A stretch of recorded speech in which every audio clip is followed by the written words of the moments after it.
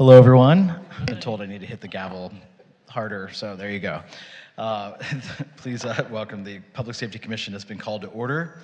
We begin to acknowledge that the land on which we gather and that is currently known as the City of West Hollywood is the occupied, unceded, seized territory of the Gabrielino Tongva and Gabrielino Quiche peoples. Please stand if you can and join me in the Pledge of Allegiance.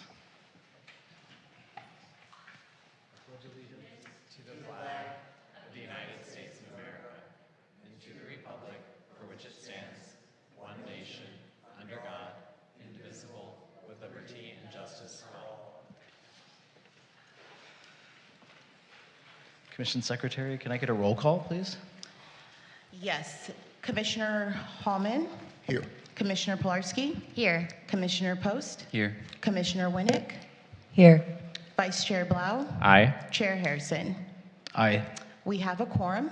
Thank you. And please note, Commissioner Eng is absent for this meeting. Thank you. Are there any changes to tonight's agenda for June 22nd? I believe we're going to make one. Do I have a motion to approve the agenda? Do we need to make the change before we approve? Yes, please. Good Okay. evening, Chair and members of the Commission.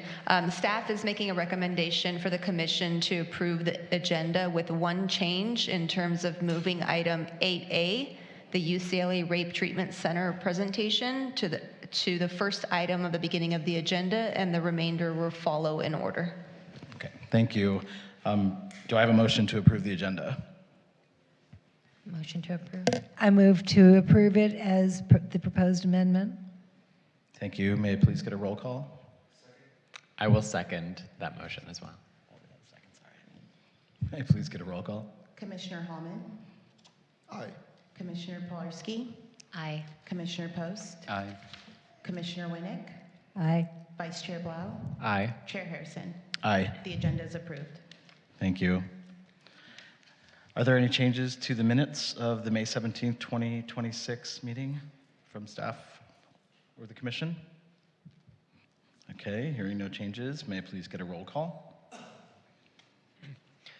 Can I move Do I to have a motion approve, to approve the minutes? Yeah. Motion to approve. Oh, yeah, motion to approve. And a second? Sorry. Second. Thank you, Commissioner Pilarski. All right. Are we going to public comments before UCLA? Yes, we'll do a Yes, quick roll okay. call. We'll do a quick roll call. Fantastic. Commissioner Hallman? Aye. Commissioner Pilarski? Aye. Commissioner Post? Aye. Commissioner Winnick? Aye. Vice Chair Blau? Aye. Chair Harrison? Aye. And the minutes are approved. Thank you. Are there any public comments at this time or callers on Zoom? Yes, I believe we might have one caller on Zoom, and we can start with the Zoom callers and then move to chambers. Thank you. Yola Dore, if you are available, you can unmute yourself and you'll have 3 minutes. Do I need to press *6? No, we hear you, Yola. Good evening, commissioners. Good evening, staff and honored guests. Yola Dore, longtime resident of West Hollywood. Emergencies, earthquakes, fires, air quality. What will we do? What will the older adults and disabled persons who cannot get out of their place do? We need to have another emergency town hall like we did a September or so ago. We need to have the purveyors there that we could purchase items from.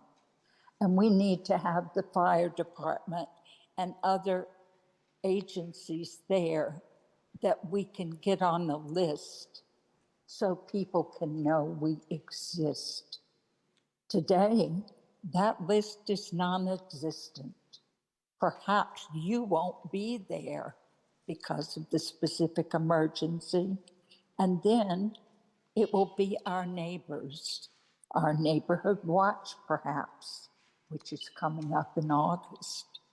We need to coordinate those groups and we need you to lead the charge. I'm asking you tonight, please make that a priority on your agenda. It is ever so important. Thank you. Thank you, Yola. We'll move to chambers. Next, we have Wendy Goldman. Wendy, you'll have 3 minutes.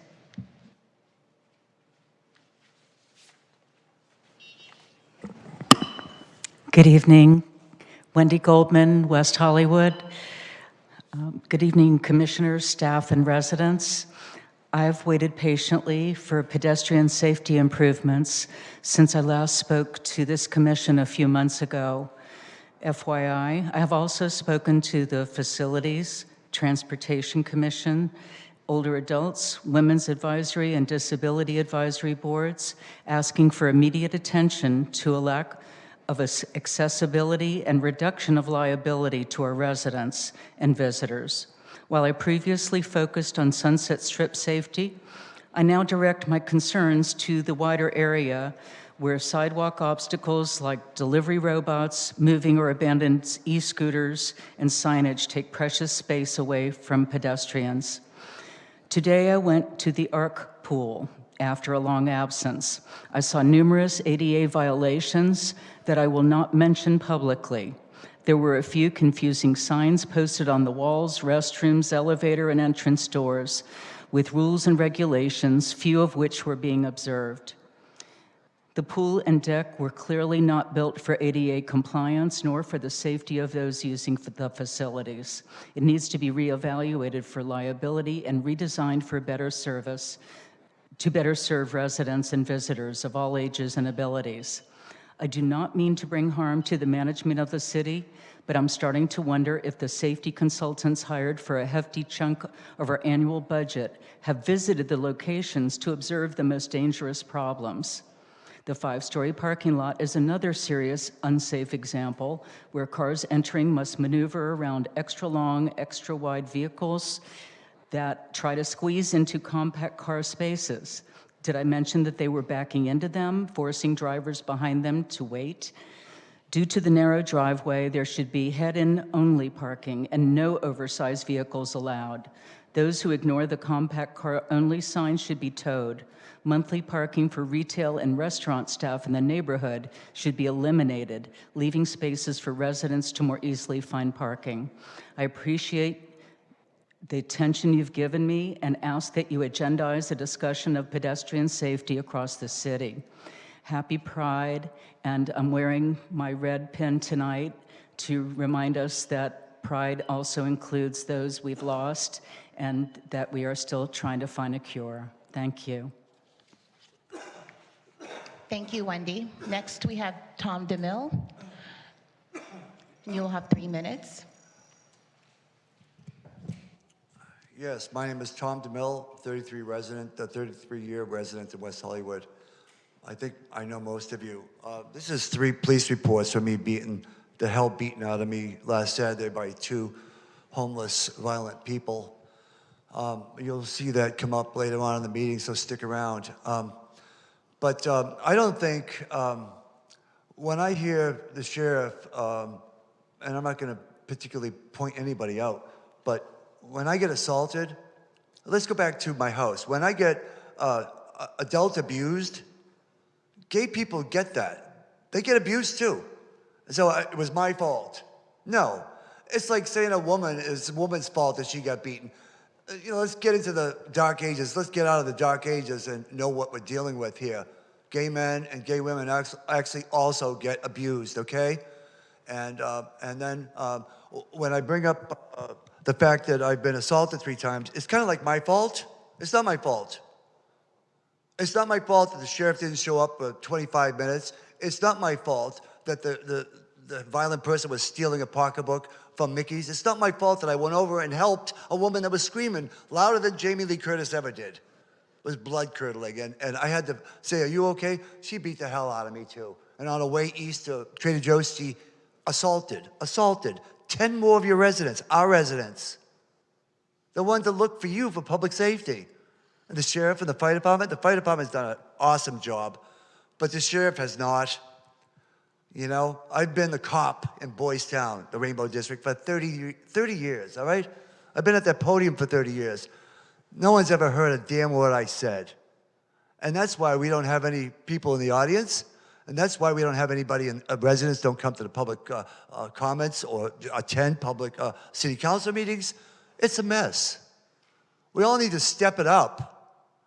We need to secure our balance of our budget because we lose $10 million a year in Boys Town Rainbow District because of the homeless and laying on the streets and smelling.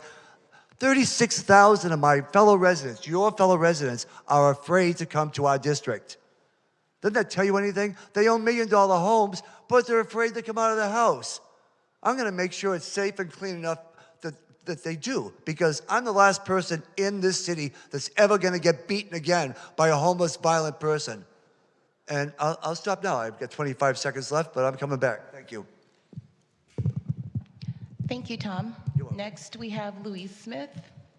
Louise, you'll have 3 minutes. You can't pass the same way.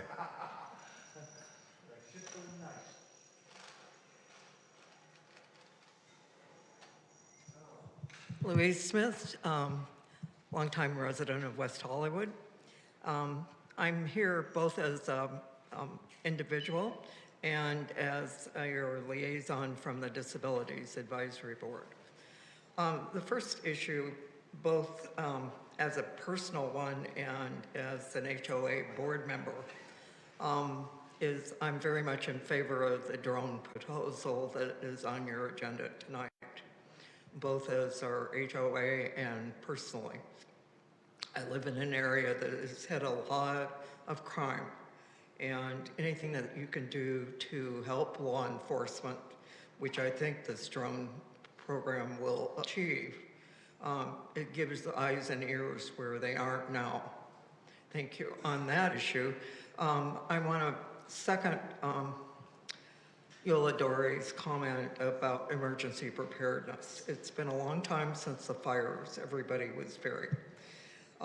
For the DAB, it was one of our huge work plan, number 1 on our work plan.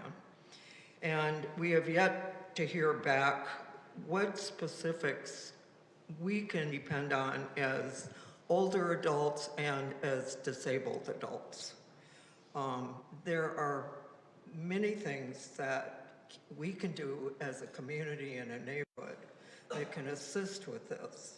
And there are many devices that can help in evacuation. But we need a plan and some coordination. And I'm not seeing that coming forth. And then the other issue is the safety of our sidewalks. Our sidewalks are not safe in this city for the elderly and for the disabled, and many times for the able-bodied people. You deal with obstacles, homeless, vehicles on the sidewalks that shouldn't be on the sidewalk. And I'm going to keep expressing this. There's been some improvements, at least in my neighborhood, but there's much more that needs to be done. And more enforcement with the trimming of the hedges and the trees, because some of that is getting overgrown and it makes it difficult with the passage. Thank you for your time. Thank you, Louise. Next, we have Larry Block. Larry, you'll have 3 minutes. Larry Block, West Hollywood. Hi, everybody. Thank you all for your efforts. I just wanted to come today to really thank the city staff for a really fantastic Safe Pride. It was easy to walk, the way the layout worked, the planning worked, there was no people swaying back and forth, and you know, as a disabled person, partially sighted, when I walk from my home to the store, I always have a very uncomfortable time brazing through the crowd, and it was really great this time. I felt like it was a better Pride because it wasn't so chaotic because of the way it was laid out. My question really today is really just about city staff and maybe to the commission too with the recent budget that went through. And I'd like to ask staff if they can answer it, like, was there any COLA increases for the sheriff department? And did the sheriff department cost increases fit into the budget? Because I didn't see the commission weigh in on any budget increases for public safety and set a list of priorities of how that budget should have happened and should be put forth. And I didn't really see any COLA increases for the sheriff, which will translate with man time and overtime into less patrols. And then maybe just on one other thing is now we have a bunch of bars that are open for the 2 a.m. for after hours. And that's not a good time at night where a lot of great things happen. And we see this robust hanging out of fights, more fights, and constant fights. One of my employees was clocked on the back of their head as they were closing up at night. And, these things happen on a daily basis. And now I could say in the Rainbow District, we have 2 new tax-paying bars that are open, Mic Drop and Sweetwater. Our blocks are full. There's less homeless on the street. The crowds are back on the street. There's less people really laying around. We need more attention to the streets. And it is a public safety issue when you have grease on the streets and people slipping and vermin all over the hot dog vendors. If the Public Safety Commission doesn't want to take a stand on the public safety aspect of that, it is affecting the businesses from Dan Tana's to WeHo Bistro are closing for rats. I closed to weed out my store for a month to remodel to make my protections. And these lack of initiatives, some lack of initiatives on some things could hopefully come to this commission to make recommendations to the city council on a policy. That's really the purpose here, is to explore new things, make some recommendations to the city council on items that actually aren't on their agenda. It could be the rats, it can be the vermin, it could be a lot of these things that COLA increases, sheriff department budget. So anyway, thank you for your time. Thank you, Larry. And our final speaker will be Brian S. Brian, if you want to approach the podium, you'll have 3 minutes. All right, first of all, my name's Brian Shuley. I live at 969 Larrabee. I've been in West Hollywood for 12, 13, 14, I lost count. Anyway, I apologize, I'm gonna ramble just a smidge tonight because I wasn't prepared for this. I completely forgot this meeting was happening. But I wanna re-echo a few things that Larry said. The hot dog vendor carts, the people who are polluting our streets, the people who are giving people food poisoning, the people who are dumping their trash all the way up to where I live on Larrabee Street. I've watched them and I've reported it. And the only thing I ever get is, well, what do you want me to do about it? Oh, we're looking into it. We can't do it. What do you want me to do? Chase them? That's not my job. Sorry. That is public safety. That includes people eating food off of unlicensed vendors that you guys can stop. Number 2, the homeless. I feel like a broken record. I can't tell you how many times I cleaned human waste up out of my parking spaces, off the side of my building, in the front of my building, how many times I have to throw people out of the building. And I'm a secured building.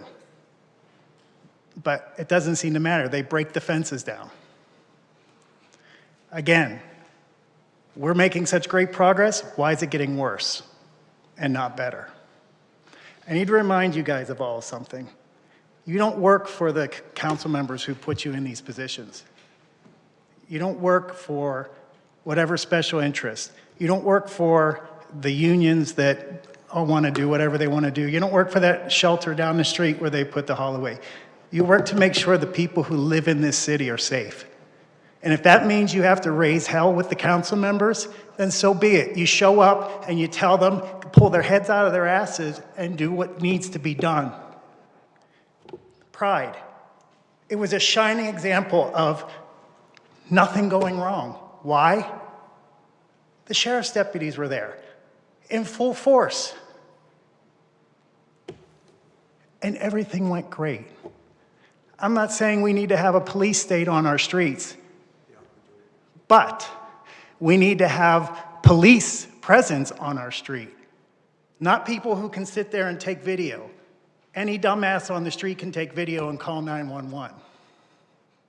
We don't need to be paying for that. We need to pay for armed security. If the sheriffs can't support because they're not allowed to hire, or we're not allowed to get more, then we need to do like Beverly Hills and hire armed security to patrol our streets if we need to. We need to push the people out that are causing the problems and stop making excuses for the people who are destroying the city.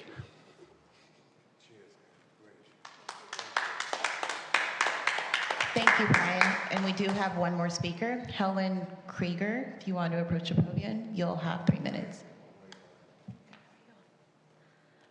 Hi, Public Safety Commission. Apologies, I just barely made it here. But if I didn't make this public comment, I was going to make the last one. Helen Krieger, I'm a West Hollywood resident, and I'm the liaison for the Transportation and Mobility Commission. I just wanted to give you a quick update on some of the things that we talked about at our meeting last week. Something that I brought up that wasn't on the agenda, but that I had previously brought up, and I got some feedback on what they're doing about it, are the pedestrian lights on Santa Monica Boulevard.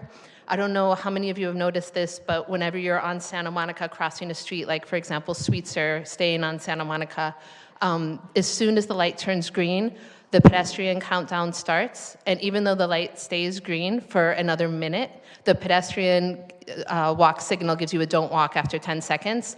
And so what that does, in my mind, what I've seen it do is just encourage people to break the law. It encourages pedestrians to either sit there and wonder what's wrong or for them to look around and then cross the street eventually. And something that I didn't realize that is, it's dangerous because we don't want to encourage people to break the law, of course. We don't want to train them to do it. But also this could result in liability put in the wrong direction. If, for example, there's a vehicle versus pedestrian accident in a crosswalk, which happens all the time on Santa Monica Boulevard, unfortunately, if the pedestrian had a don't walk, they could be liable even though there was a green light for the ongoing traffic for another minute or so. So we talked to the traffic engineers, they're fixing this right now. Some of the lights are already fixed. I've noticed, so basically you get the don't walk right as the yellow light goes for traffic. So that's a step in the right direction of making things a little bit safer on Santa Monica Boulevard. All of them should be done within the next couple of weeks. And if you guys notice any other ones, please be my eyes on the street and let me know, and I'll make sure that they get corrected. Another thing that we talked about that was on the agenda was a comprehensive look at our transportation services that the City of West Hollywood offers. So we have the City Line Local, which was started many, many years ago, and its selling point is that it goes within a half a block of every home in West Hollywood, which is amazing, except that means that it also takes over an hour to get from here to Plummer Park. Because of that, there have been an average of 2 riders per day on that. Yeah. If it makes you feel any better, that money that we get is money that we get from a transportation fund from the county, so it's not ridership dependent, but it's just not a good use of resources. So the city is taking a comprehensive look at all their services, including potentially maybe getting rid of that and replacing it with something like the City Line commuter, maybe going to the D line as well as to the B line, or potentially increase services for the pickup, which always has good ridership. So be on the lookout for that. That will be coming again to another Transportation Commission meeting where they'll come back with a full RFP, what people have proposed and what they think that they can do for the city. Thank you. Thank you, Helen. And that is all the public speakers. Thank you. Next is unfinished business, and we'll start with the drone as first responder pilot program policy. Chair Harrison, if we can move the UCLA item first. I apologize. UCLA will provide their update first. We're going to hear from the UCLA Rape Treatment Center. Thank you. Apologies.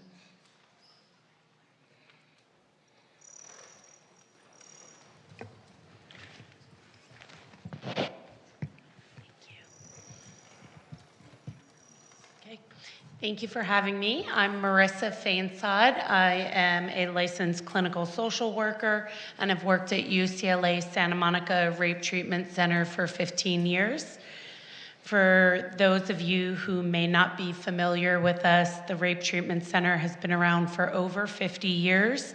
We have 3 main services that we offer, and every single service we offer is free of charge. The first one that we offer is acute medical care after a sexual assault.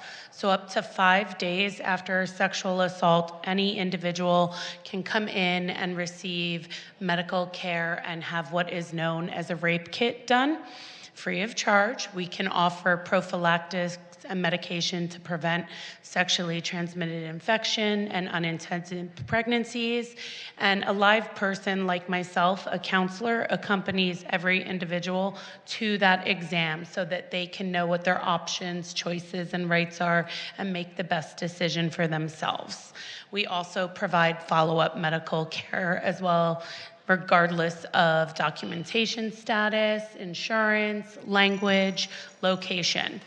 Our second major program is mental health services. So we offer therapy for children, adults, senior citizens, and every single one of our therapists is trained in trauma-informed care. And last but not least is prevention and education, and this is where I live. I work very closely with law enforcement, medical professionals, mental health professionals, just really making sure people know who we are, how to access us, but also how to provide the most effective care to individuals who've experienced sexual violence. Been really fortunate to be part of the City of West Hollywood community for the past 4 years, and the ordinance was passed, I believe, 2021 for the bystander nightlife training, and I have luckily been a part of that. And this notion that bartenders, nightlife staff can play a really pivotal role in stopping sexual violence. Sometimes it just takes eye contact or asking somebody, are you okay? And that can deter somebody from causing harm to somebody else. And I really often brag about the city of West Hollywood and hope that other cities will take the same lead to incorporate this into their community, because what we're seeing is it's making a really profound positive difference. And so something that I think would be really important for you all to know in West Hollywood, the Rape Treatment Center has found that when we do see individuals who come for care in the immediate aftermath of sexual violence, 84% of those cases have alcohol or another type of substance. That could mean somebody was given something without their knowledge. It could mean that somebody had had drinks. Regardless, what we see is that about 84% of those cases do have that as a common denominator. And so that gives us a lot of information, and it means that we are addressing the individuals who potentially can play a role in reducing this sexual violence.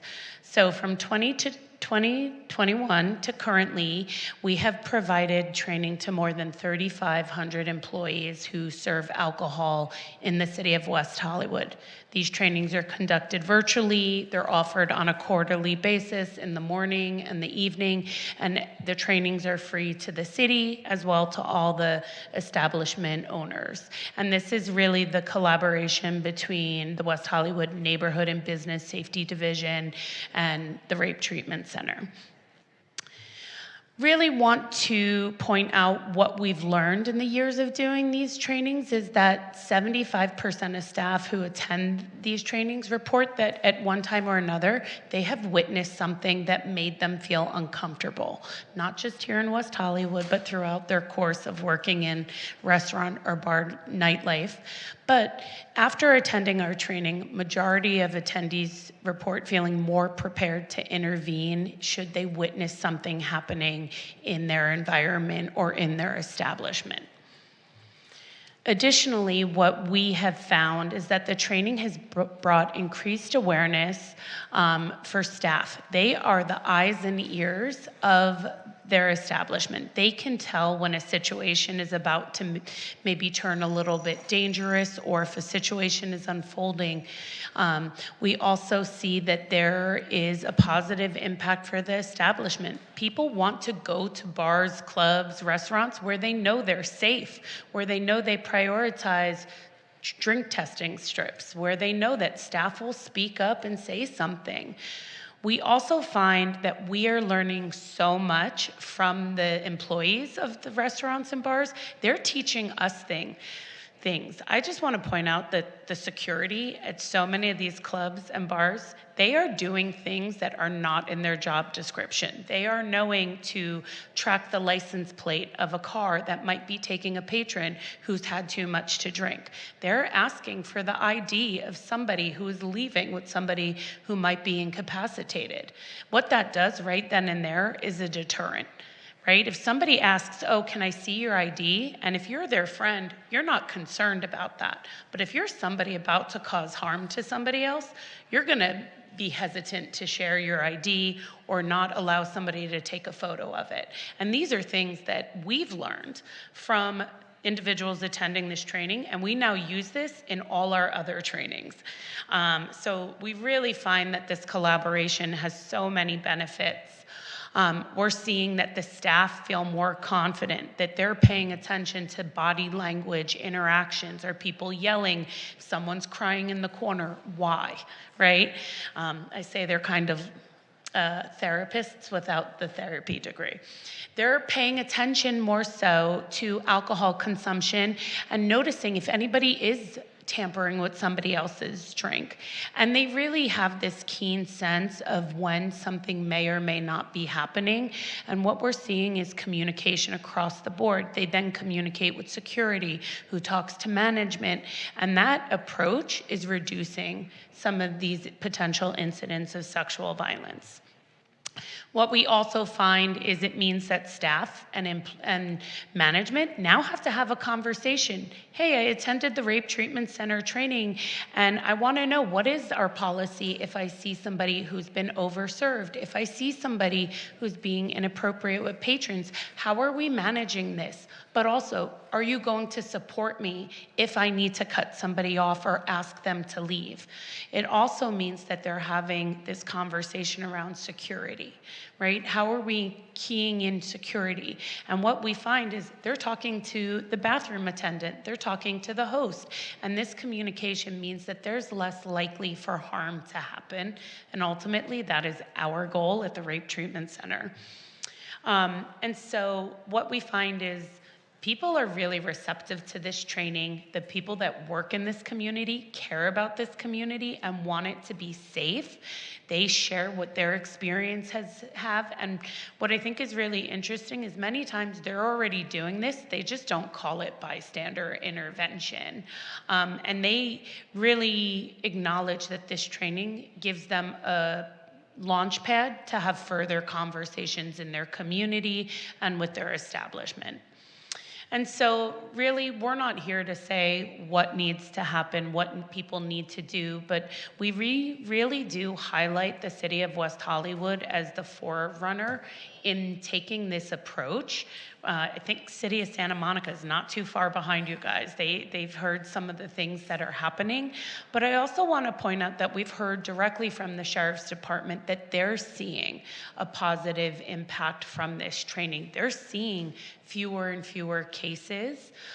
So we really just want to highlight that prioritizing patron safety in the community is being received very well, and we're very grateful to be a part of this collaboration, and we'd like to continue to do it and model what is happening here for other cities and communities. And so with that, thank you for your time.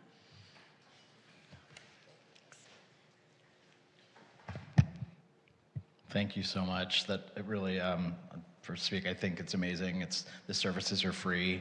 I mean, what you're doing quarterly is pretty incredible, and West Hollywood obviously is a beacon.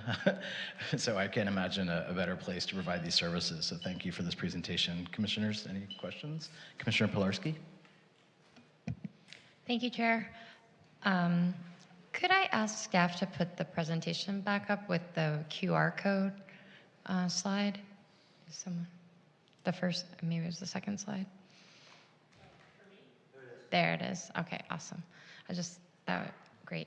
One of the things I have a question about, thank you for your presentation. This is fantastic. And I also, to everyone that is really concerned about what's happening in nightlife in West Hollywood, which is all of us on this commission and out there. It's wonderful when we have a reminder of all of the free services that the city offers. So thank you for coming tonight. Question for you about the hours of the center, because I know that a lot of this happens on the weekends, possibly. So is that something that you're available for? Yes, I apologize if I did not shout that from the rooftops. We are open 24 hours a day. I answered a phone call at 12:30 last night.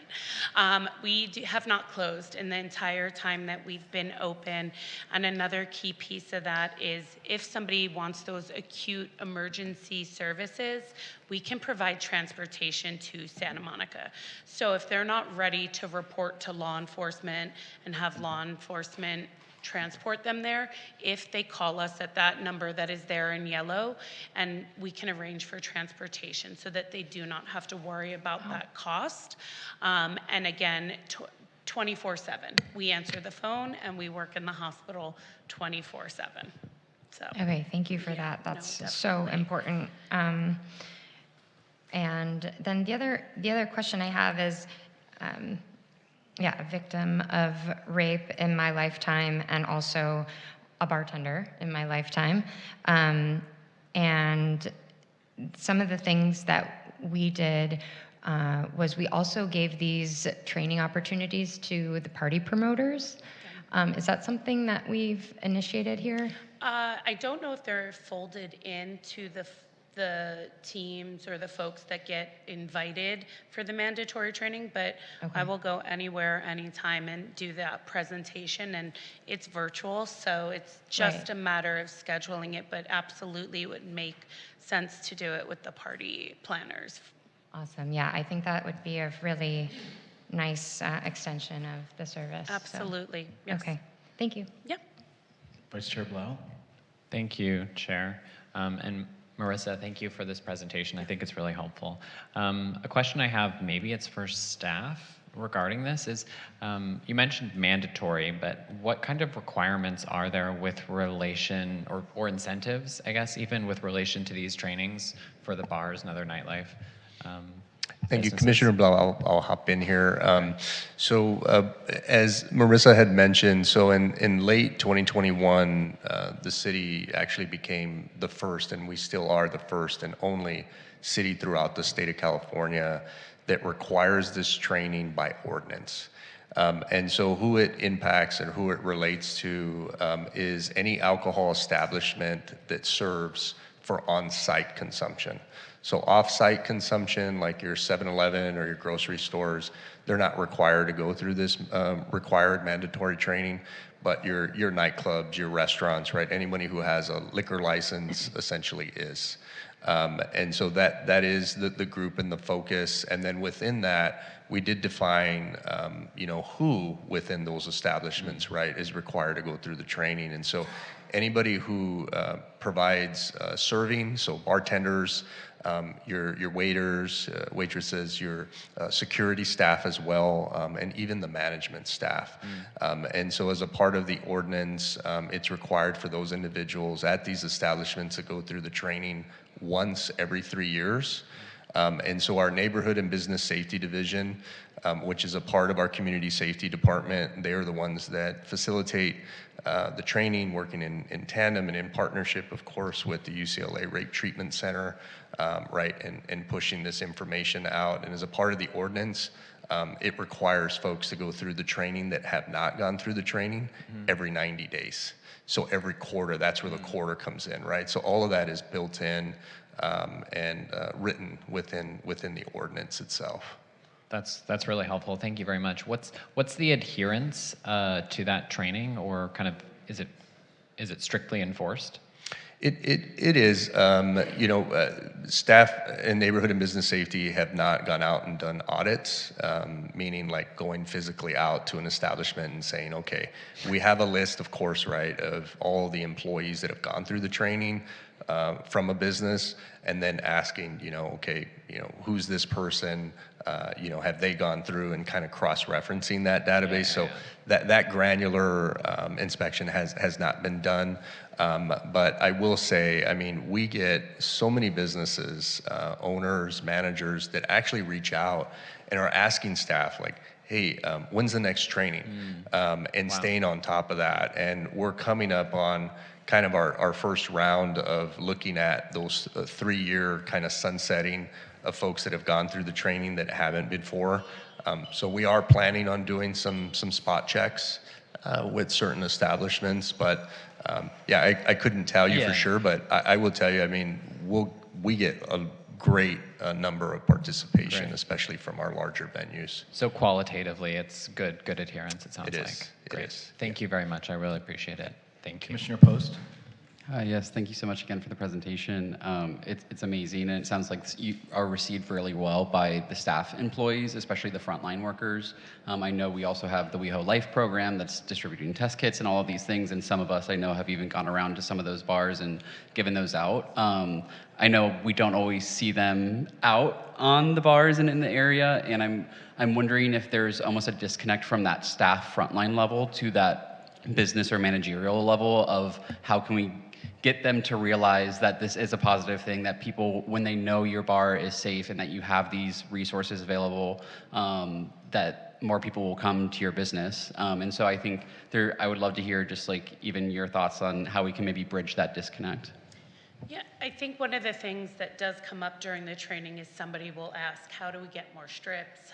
Where can we get them? So, and then the code department can respond to that and they'll say we can get them to you. So Rape Treatment Center does not provide them. So I always give it back to West Hollywood to answer those questions.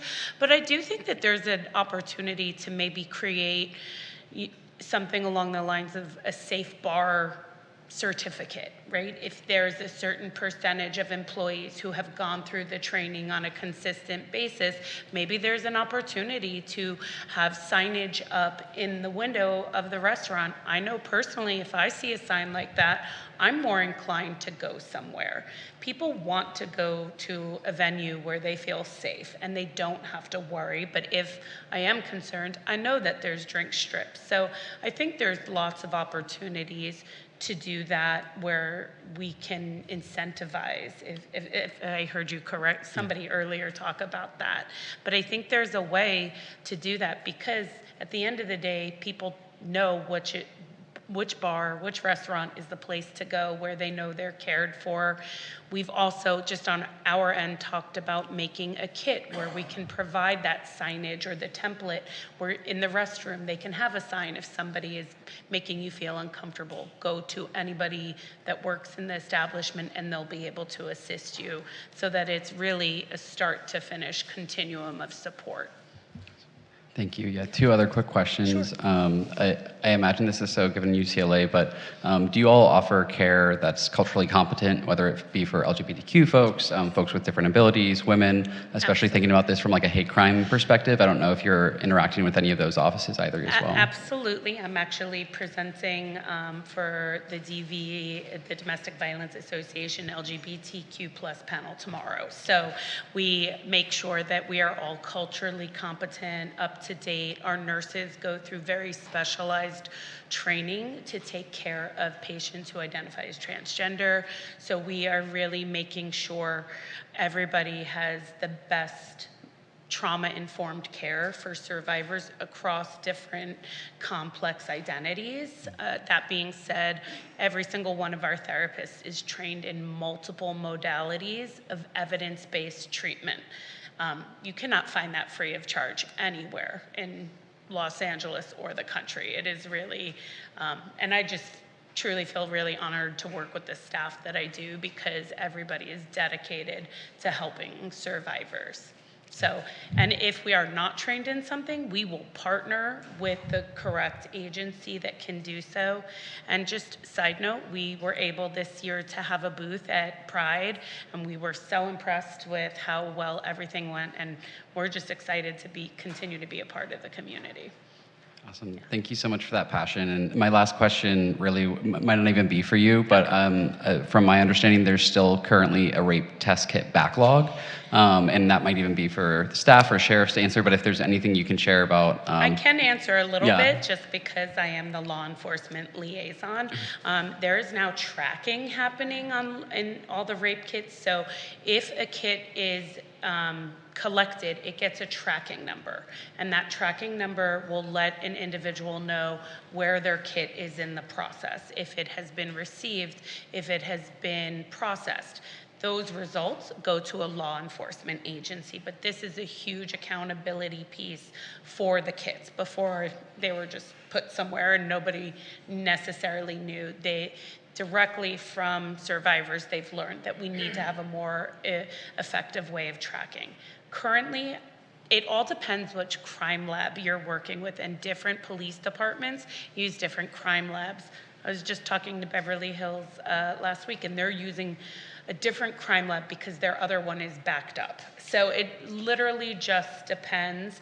But I would say, unlike TV shows, majority of rape kits do take a couple months and we do let individuals know that when they come to us.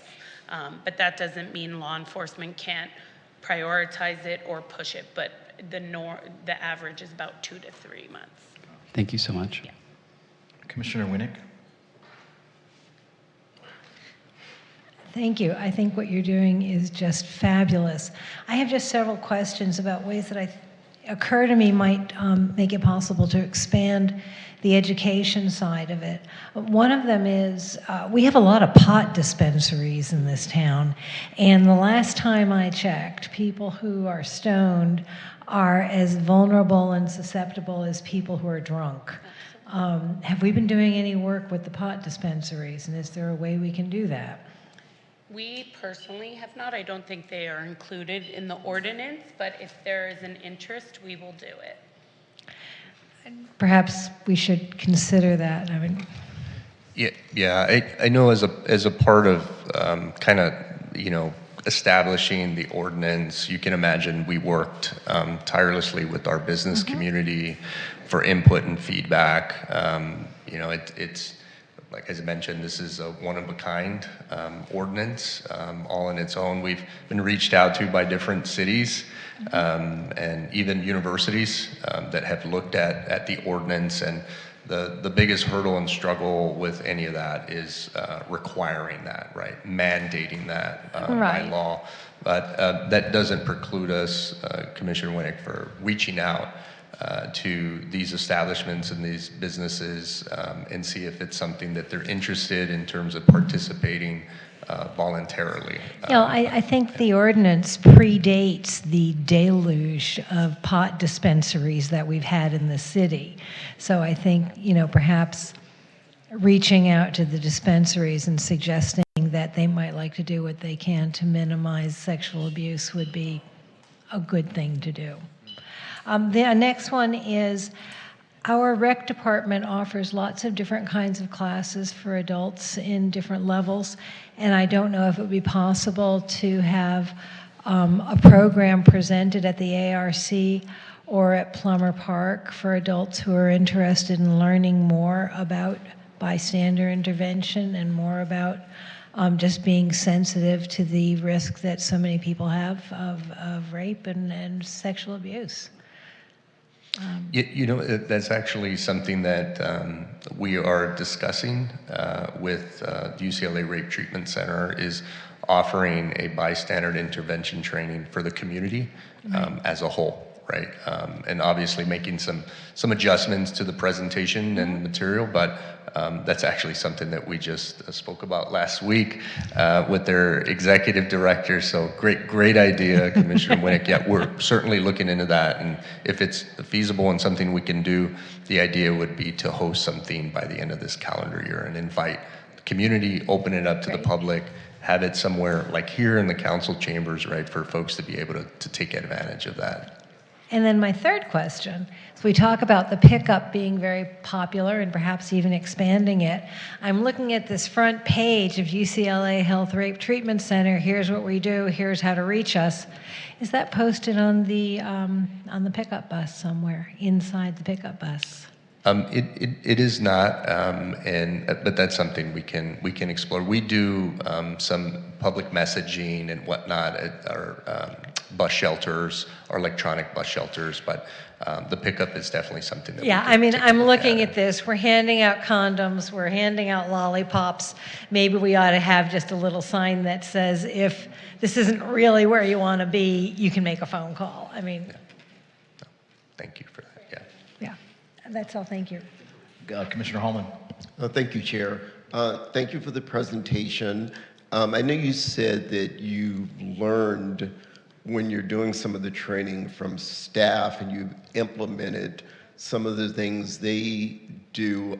One of the things I've done in working in nightlife, I think sometimes we forget about our performers, our dancers. Where I've had to keep my eye on certain individuals to try to avert a potential problem or situation.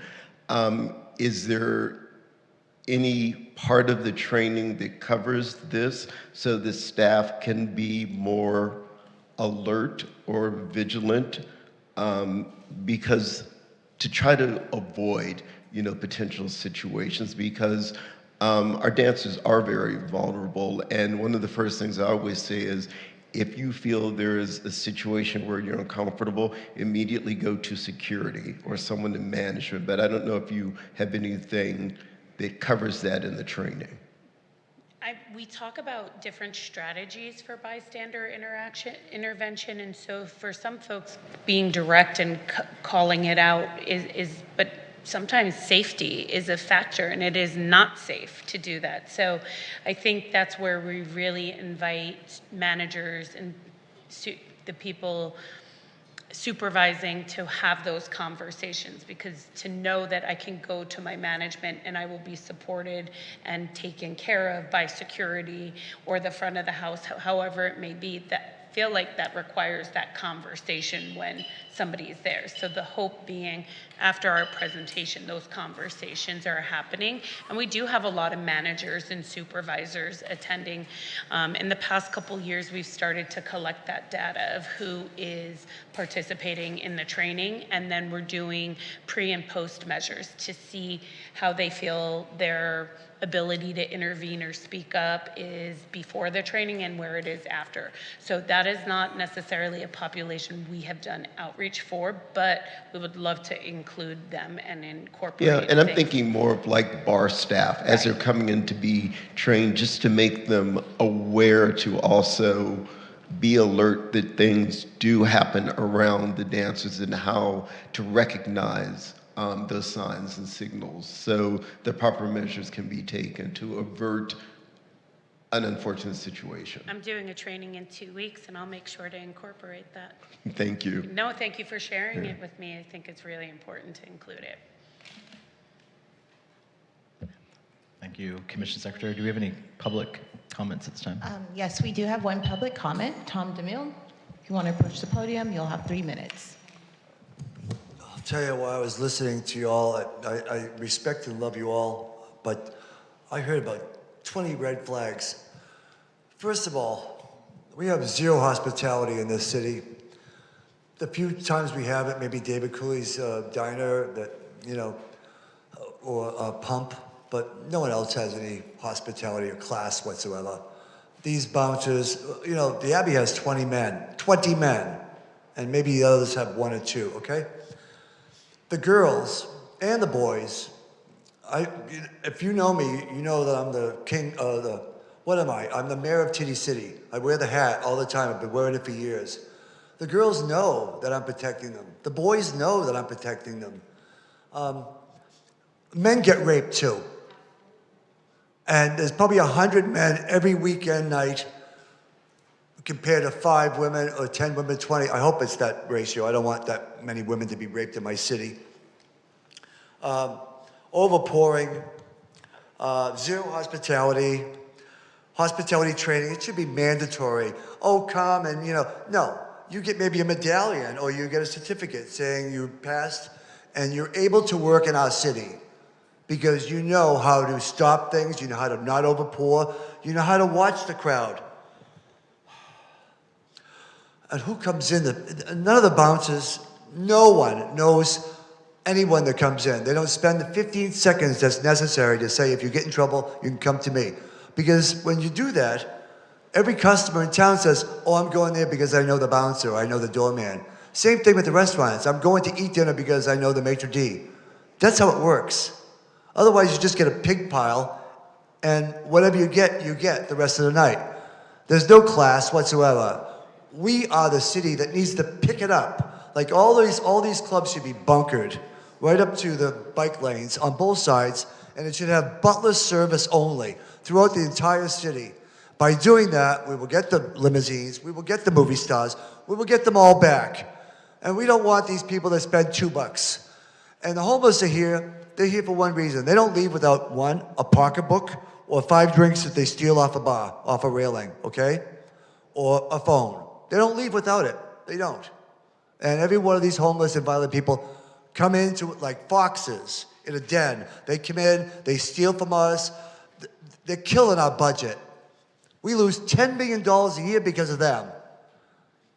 I say, and everyone knows this, society decides on how they want to live.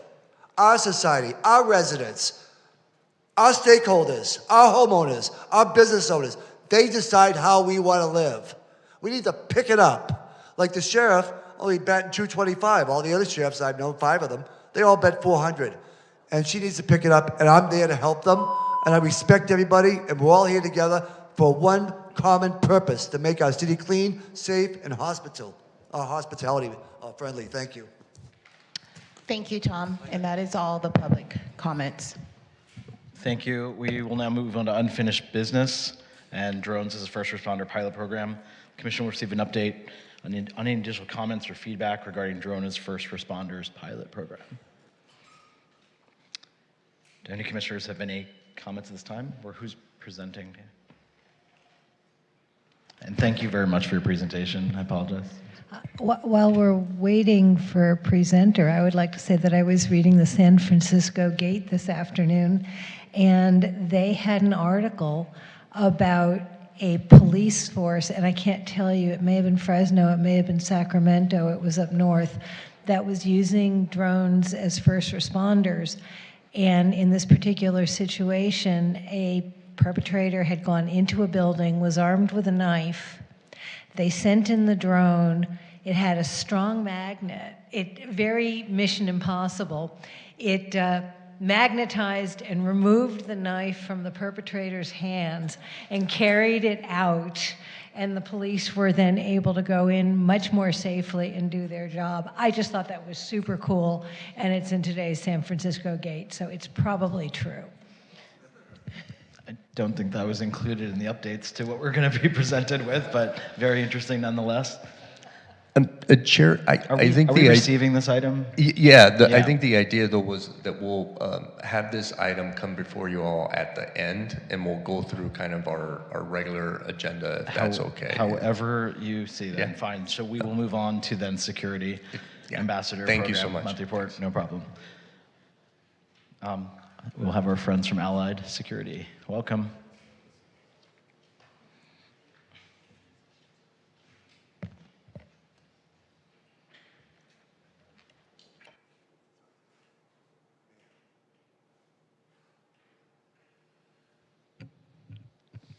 Good evening. Thank you for the opportunity to provide a brief update on the West Hollywood Security Ambassador Program. During May, the team generated significantly operational activity citywide. Our ambassadors conducted a total of 6,410 hospitality assistant contacts. The team completed 3,484 business contacts. We documented 976 unhoused-related contacts. Additionally, the team responded to 520 calls for service, corrected 279 scooter-related violations. We had 78 sheriff assistants and 46 EMS and fire assistants. When comparing to May 2025, operational activity, one of the most significant increases was within our hospitality assistant category, which increased by over 860%. For the month of May, the security ambassador team maintained an average response time of approximately 7 minutes for service-related incidents. We also saw an increase in support activities involving both sheriff assistants, EMS-related incidents. In addition to direct field engagement, our team generated a total of 976 referrals to the Homeless Concern Line. Overall, the program continues to remain at 100% staffing, 100% training compliance, and continues maintaining proactive citywide coverage. We're focused on public safety support, quality of life concerns, business engagement, and rapid response throughout West Hollywood. Thank you. We're open for any questions. Thank you very much for that. I have a question, and you mentioned it in the data, but can you share any thoughts you have on why the sheriff and EMS calls for assistance increased in the West and Mid-City areas so significantly? Do you have any insight, or is there anything that can provide some context to that? I could definitely look more into it. I mean, it's a significant jump. I think it was 40% on the west side, and I forget the mid, but it was also significant, and I'm just curious why. I could look more into it and get the data together. And then just generally, I just want to say that, for members of the community who maybe don't look at these reports, I think it really speaks to the frontline support you all are providing. When I look at those numbers, they're pretty compelling, along with our other, safety partners, obviously, but it's a lot, and it just shows that we have a need in the city. So I just wanted to comment on that. So hopefully folks will have a chance to look at that if they've not already. Commissioner Post? Yes, could you just repeat that number of calls referred to the homelessness concern line? Absolutely.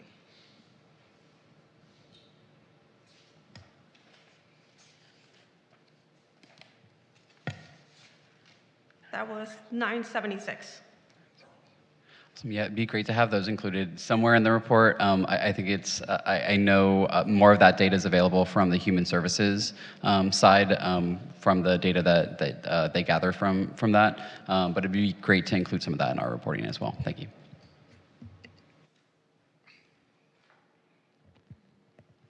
Commissioners, any other? Commissioner Holman? Thank you, Chair. How are we doing with getting our ambassadors to engage with the community? Because I think it's important that when they're walking, or if they're on bikes, they see residents or people, there's some light engagement. So also, if there's a need for someone to reach out, people also know they're approachable. And also, it's a retail model. You always greet everyone that comes in the store. Why? Because everyone that walks through a retail door is a potential shoplifter. And when you engage with them, then they are aware that you know that they're in the vicinity. So I think it would help the community also, because there also seems to be still a lack of understanding how this program works. If there is maybe a more personal interaction with residents, is that possible? Absolutely, that's a great question.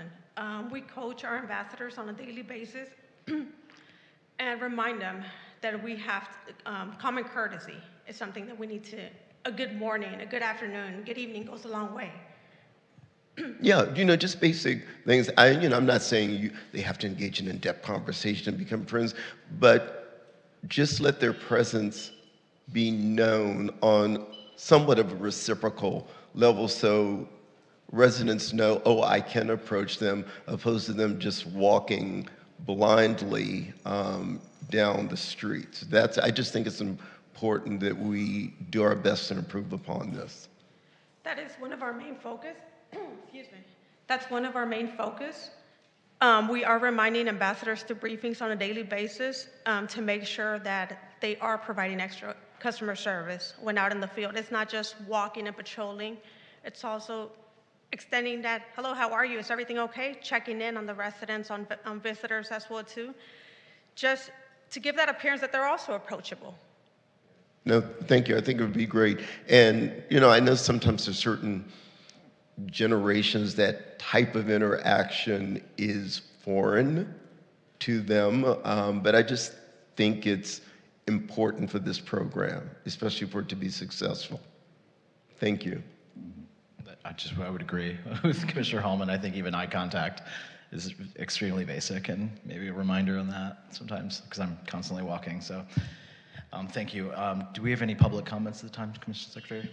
Yes, we have 2 public comments. The first one is Tom DeMille. You will have 3 minutes. I'm Tom DeMille, West Hollywood. I'm a 70-year-old gay man who's lived in some of the biggest cities in the country and around the world, and I'm still alive. It tells you I'm pretty street smart. First of all, I have a question for the owner of your establishment of the security ambassadors. Why did you sign the contract? You know, and why did you hire people that aren't streetwise? And I had to teach all the ambassadors. I had to teach them. They were behind their little podiums at night, beside a brick, a rock, a pipe. I mean, you name it, a bottle. I mean, I had to teach them, if you're going to do this, you need to pick these things up. And same with all the doormen, too. I've had to teach them for 33 years, okay? And honest to God, Chair, the security ambassadors can't speak to one another. I'm in trouble, help me. They can't do that. They can't say to the sheriff, I'm in trouble, help me. The sheriff can't say, security ambassadors, can you go somewhere?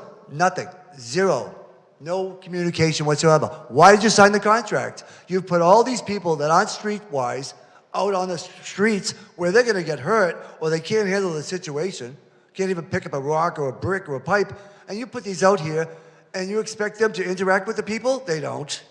They don't say hello to anybody. They're like deers in the headlights all night long, okay? I'm sorry. I'm trying to protect your people. But to put these people out there with no communication to each other and to the sheriff, you should just fire them. Save their lives, okay? Just save their lives.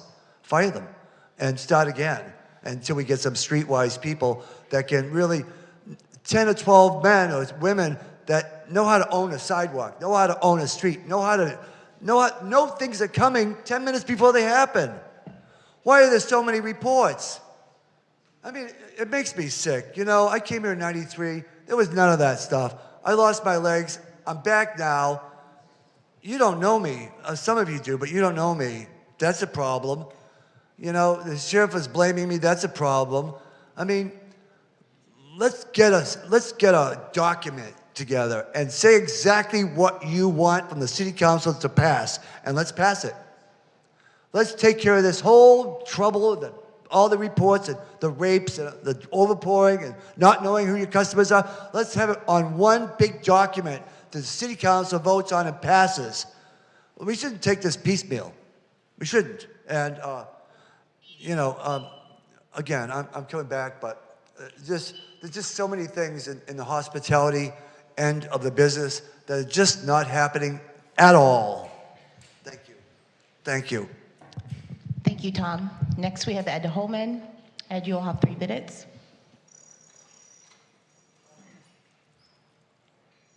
I won't take the whole 3 minutes. I just want to say, for the month of May, I'm Ed Holman, West Hollywood, Neighborhood Watch, Gelson Heights. Month of May, I had a total of 5 calls for security ambassadors, and they came, took care of what we needed. Just there were homeless people that needed to be relocated. You guys did a great job. Every single one that I've dealt with, not just these ones calls, but I see on the street, I've had nothing but positive experiences with them. As a future member of the Older Adults Advisory Board, I would like to ask if maybe somebody from the company, I can't ask them, could come and speak, I'll ask offline, at one of the board members and board meetings and let them know of the services, because I don't think in the meetings I've been, I've seen anybody there come. So I'd like to ask if they could come to that one time. And that's it, thank you. Thank you very much. Okay, Commissioners, any additional questions? Thank you very much for your presentation.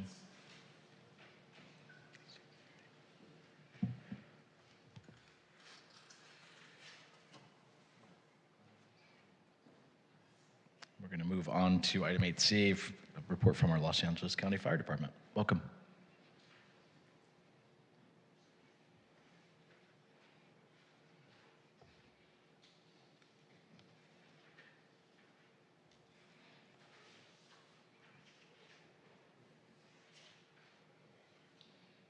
Chair, Vice Chair, Commissioners, City of West Hollywood, thank you for having me.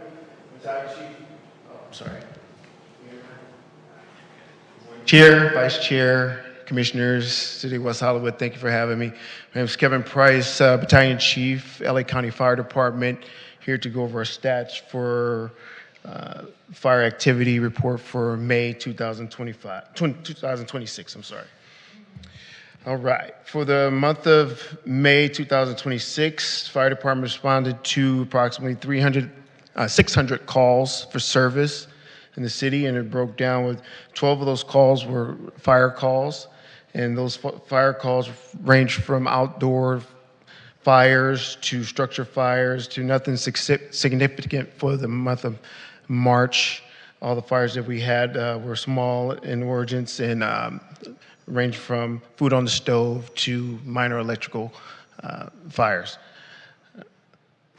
For the month of March, for May, we responded to 493 EMS calls, and I'll go over that breakdown in a second. 2 calls for hazardous situations, 6 calls for rescues, 16 public service calls, and 71 good intent calls.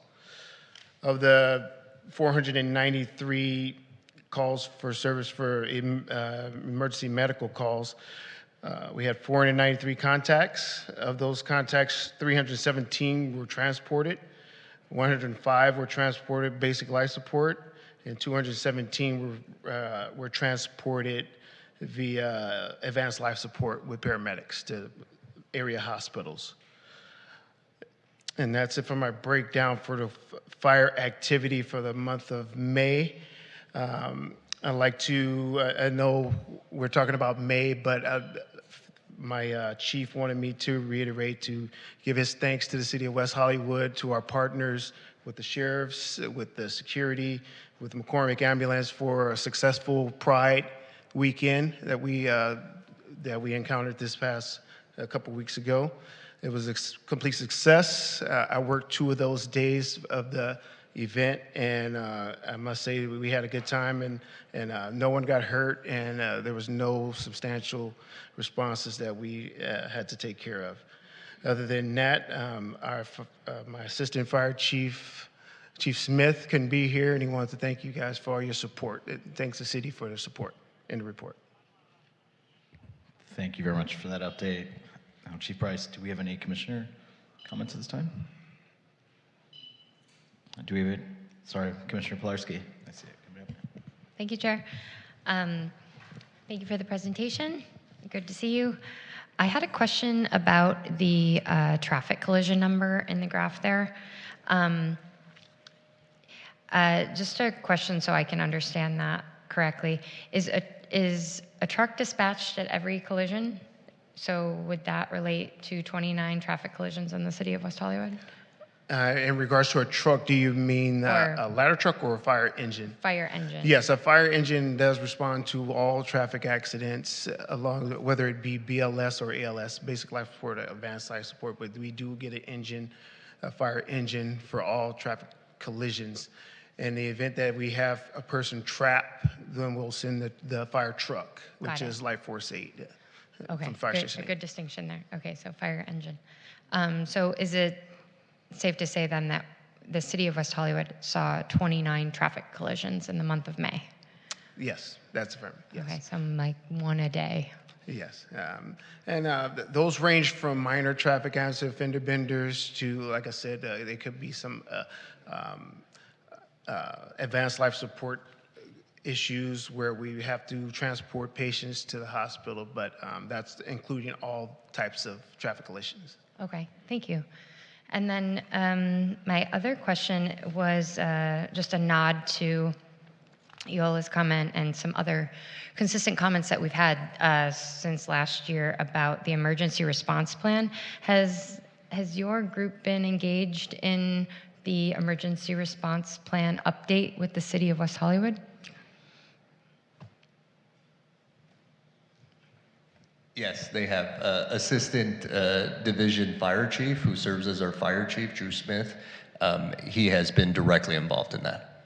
Okay, thank you. I just thought it would be important for everyone to know that they have been directly involved and that whenever we get our update, it will have been vetted by our fire chief and assistant fire chief. Okay, thank you. Commissioner Post. Yeah, thank you again for the report and all the service that you provide our city.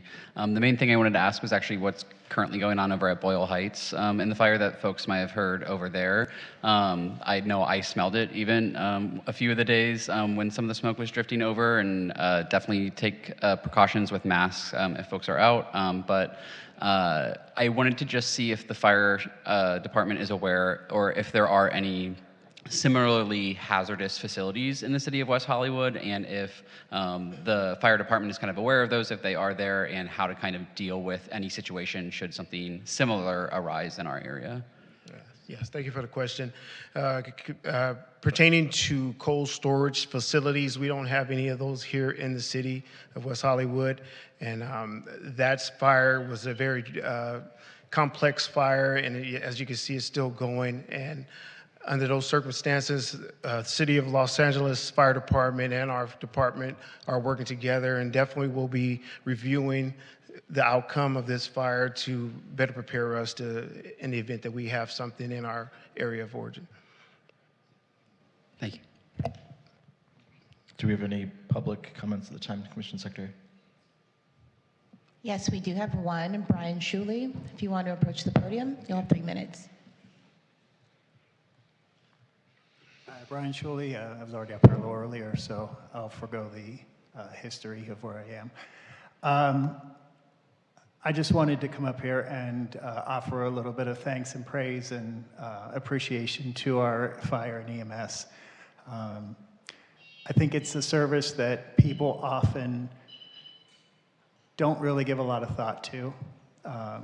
They just hope that it's there whenever they pick up the phone and call that 911. But having had my own share of less than glamorous little mishaps that involve being picked up off of the steps in front of my building, maybe because I knocked the shit out of myself, tripping up the steps.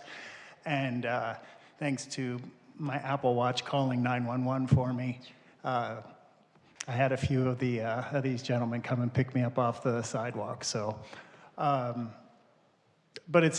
that's just a little bit of just my own personal experiences with the fire department being responsive.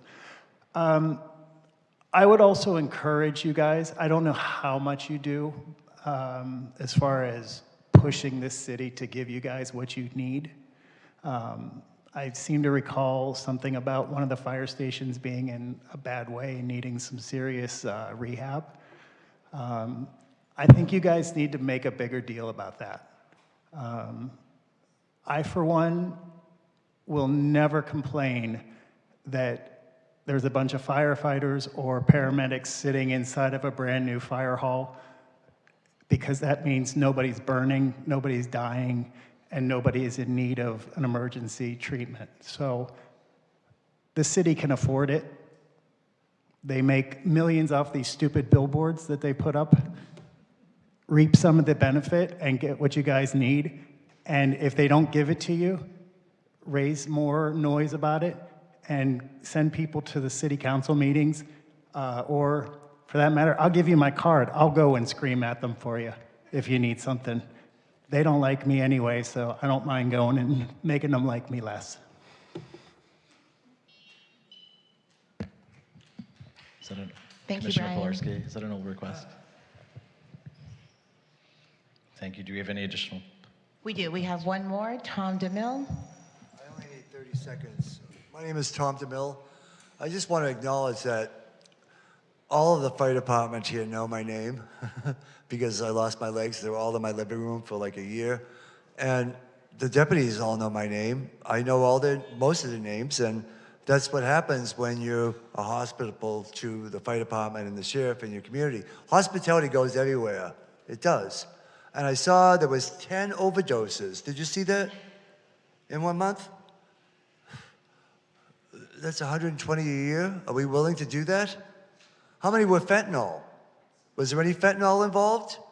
Was there meth involved? I mean, I just want to know because we need to know what's on our streets. And I'm sorry you don't know me. I know Mr. Holman, but I've not met any of you. Know if I see you, I have your back. And the same thing goes with the sheriff. I always have your six. I always have the fire department. I always say hello to you. And you always honk that big horn at me. But, you know, unless you treat us all like one big family wanting the same things, we're never going to get anywhere. So there are nine residents at a Public Safety Commission meeting. 9. I ask and I invite all of our residents to find out when the meeting is, public safety. If you have an idea, if you have a solution, if you need to help us, if you want us to help you, come and make out a speaker slip. You've got 3 minutes. Spill your guts and just tell us how we can help you or how you can help us. The city's going to be a whole lot better if the residents participate. But we will listen to you from now on. We will listen at the public safety meetings. We will listen to you at the council meetings. Because if they don't, you know, I'm on the ballot in November, I'll just say that. And Bonnie Frank taught me 2 things. Don't take any money. And if you want to be mayor, just be mayor. After a while, people will notice. I've done both for 33 years, and I just want to make it official. Thank you so much. Thank you, Tom. And that is all the public speakers. Thank you very much. We're next, I'm sorry, Commissioner Pilarski. I didn't know if that was an old request. Sorry. Could I just follow up with something on that? Could I, sorry, I just wrote it down. Just on the question about, you know, the fire hall renovations. I know that we're a contract city, so we have contracts with the county for services and for our fire halls. Could I ask Director Rivas to just give like a quick update on Laura Friedman's latest with the dollars to the fire hall? Yeah, sure, absolutely. So, the city of West Hollywood is a part of the fire district. So we actually don't have a contract like we do with the sheriff's department for the county. So essentially what a fire district is for those cities that don't have their own fire department, you have property taxes, right, in every community. And so those property taxes, a portion of that actually goes towards funding a fire district. So the Los Angeles County Fire Department is provided with those fees within our community, and in return, right, provides the fire department services. We do, however, establish MOUs, so agreements for additional services, like during Pride that we just had, or during Halloween. Obviously, there is a significant increase in fire department and emergency management staff that we have. And so for those, we do contract with them separately because that's additional services that they're providing above and beyond just regular day-to-day operations. The fire station that you're referring to, Fire Station 8, and so yes, there was funds that were allocated. I don't have like the exact specifics off the top of my head, but I do know that that was definitely something that was geared towards making enhancements and improvements. And then separate to that, we have been working with Supervisor Horvath's office, as well as ourselves directly with Los Angeles County Fire Department to look at viable options for a potential relocation of a new fire station to, you know, make that transition from where they're currently at because of some of the maintenance and things that we've heard about, right, over the years. So those discussions are still, that did come up during a budget discussion with our city council. And so what is on the table, and I can't get into too many details, but in just sharing is that the city, what we are doing is looking at potential viable properties that the city owns or to purchase, and then looking at what we could do to assist, right, with the development or relocation, and in keeping it very close, right, within close proximity to where it currently is at. So those funds, though, that you just mentioned from Laura Friedman's office, that would aid the county fire department in terms of the construction aspect of it, the build out of it. So, All right, thank you so much for that update. Sure. Yeah, it's a bit of a complicated web at the county level, but I know the city is working really diligently to make sure that our staff are well taken care of. Thank you. Thank you for that. Thank you very much, Chief Price. We appreciate it. Have a good night. Thank you.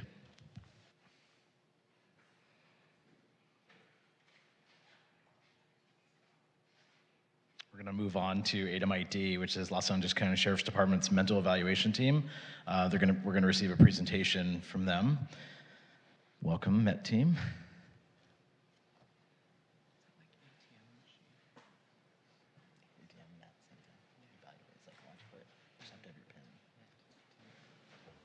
we're going to get a presentation set up. Okay. We're expecting to be dazzled. Sounds good.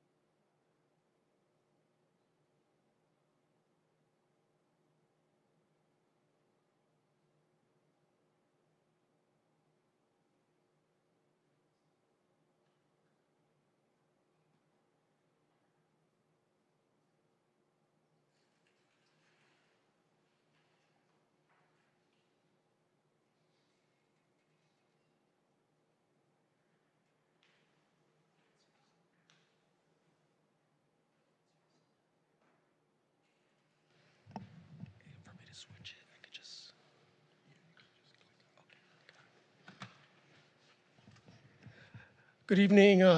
Thank you for allowing me to be here today. My name is Deputy Garcia, Ishmael Garcia. I'm with the mental evaluation team assigned to the West Hollywood Sheriff's Station. Today I'll be doing a presentation on what we do for the city. Unfortunately, my partner, Maria Rivera, was not able to be here today. I know she would have loved to have been here because she's been here with me before, but she's enjoying herself in Costa Rica right now. Basically, Maria's been here. I'm going to speak on behalf of Maria, but Maria's been here for approximately 5 years with the West Hollywood Sheriff's Department. I've been here with West Hollywood for approximately 3 years now. I've been on the department for 24 years. I work custody at Pitches North. I work Lakewood Patrol at Lakewood Sheriff Station. I went to court services and then after court services, I joined MET in 2022, and I arrived in West Hollywood in 2023. The beginnings of MET began in 1991. Originally, it was called the Crisis Intervention Detail. It was created to compensate for the elimination of earlier services such as psych hospitals due to deinstitutionalization. West Hollywood Station and the Los Angeles County Department of Mental Health provide crisis assessment and stabilization to de-escalate potentially violent situations when first responders encounter a person experiencing a mental health crisis in the field. The team consists of one deputy, which is myself, and one mental health clinician, which is Maria. Met personnel have been especially trained in the evaluation of mentally ill persons, identification of these persons, and when necessary, locating appropriate placements, such as hospitals or care centers. As for Met deputies, we typically receive over 1,000 hours of mental health training, which includes crisis intervention training, FBI crisis negotiations training, and autism awareness. DMH clinicians are licensed clinical social workers.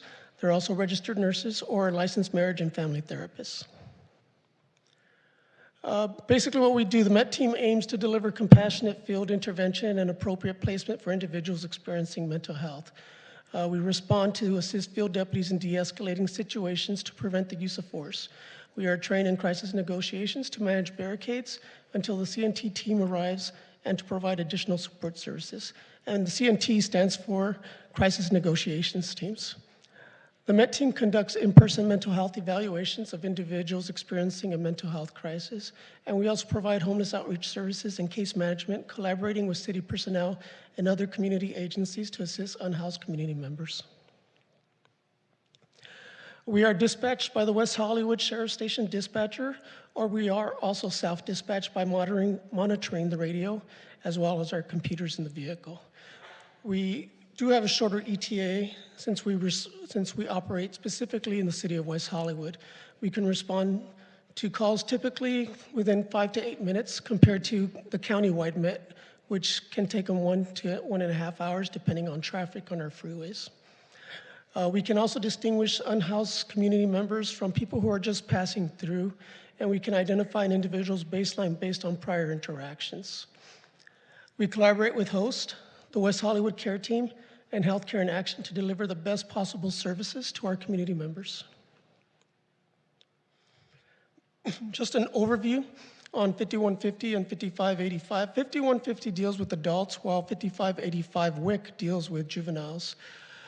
It authorizes peace officers and certain mental health professionals to place someone on a 72-hour involuntary hold if the person meets at least one of the following criteria: danger to self, which can include self-harm behaviors such as cutting, overdosing on medication, or attempting to end their life by running into traffic. These are just some examples. Danger to others, possessing or swinging a sharp metal object at people or throwing objects at moving vehicles, which is very dangerous, especially when the vehicle is moving. It can cause a traffic collision or hit someone. Grave disabilities, it's an inability to meet basic needs such as not eating for days, self-care failures, or not taking essential medications.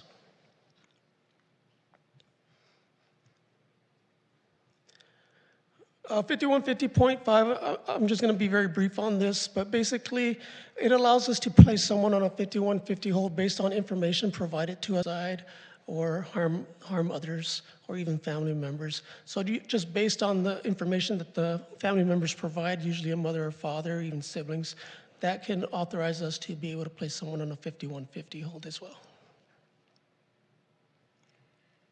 Something new that came out this year in January 1st, 2026, it only applies to adults, which is State Bill 43. It basically changes the definition of gravely disabled, and it expands on the criteria for involuntary detention and treatment by adding individuals with severe substance use disorders or co-occurring mental health and severe substance use disorders, and the inability to manage personal safety or necessary medical care. Definition basically is a condition in which a person, as a result of a mental health disorder, a severe substance use disorder, or a co-occurring mental health disorder, is unable to provide for their basic personal needs for food, clothing, shelter, personal safety, or necessary medical care. And basically, this is the criteria for someone to be placed on a hold based on SB 43. They basically have to have a severe substance in them. They can become very severe, where potentially they can lose a limb or something like that. This SB 43 will allow us to place someone on a hold in a case like that, even if they don't want to go to the hospital. Once someone meets criteria, we will transport the patient in our specialized MET vehicle. It's a white vehicle, Ford Explorer. It's not marked. And the reason why it's unmarked, it just makes it more comfortable for someone to want to get inside of our vehicle so that we can transport. They basically know they're not being arrested. And we explain to them that they are not being arrested. And then we'll transport them to a mental health urgent care facility such as Exodus or a designated LPS hospital.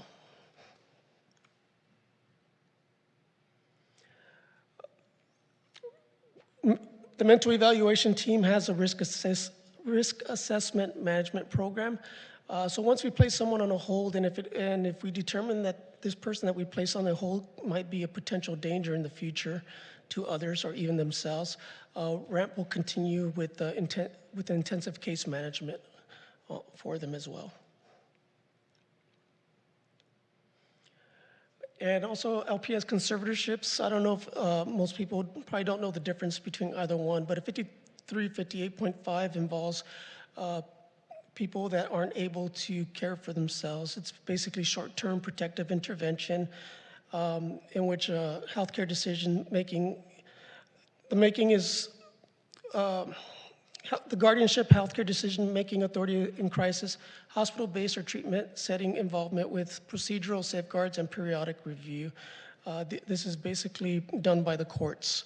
And they're basically forced to receive treatment even if they don't want it. Versus probate, which is long-term protective arrangements. Basically, it deals with accounting and fiduciary duties. We also work with LA Found, which deals with the missing, people that go missing. A lot of times people with Alzheimer's, dementia, autism, they tend to go missing at times. However, Project Lifesaver provides a voluntary system of a trackable bracelet for these individuals in which we're able to track their moves. Our Arrow also has the ability to be able to track these bracelets from the air, and also our vehicles can also track them from a distance typically within 20 miles.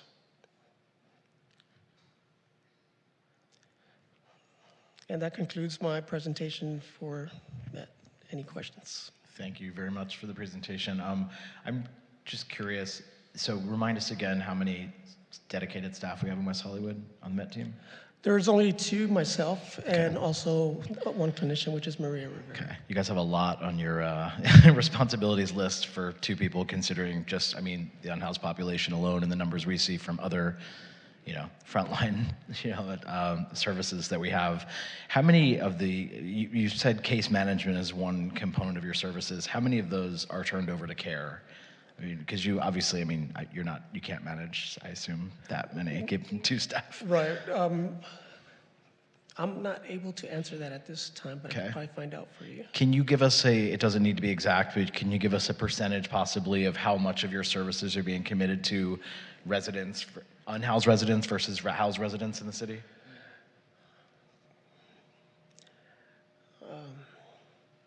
Gosh, I couldn't give you an exact number, but I would say it's pretty much equal. It's pretty much equal? Yeah, it's pretty much equal. Okay. Thank you very much. Commissioner Winnick. Thank you for the presentation. The work that you do is super important. I find it a little bit disconcerting that we only have a two-person team for such a large job.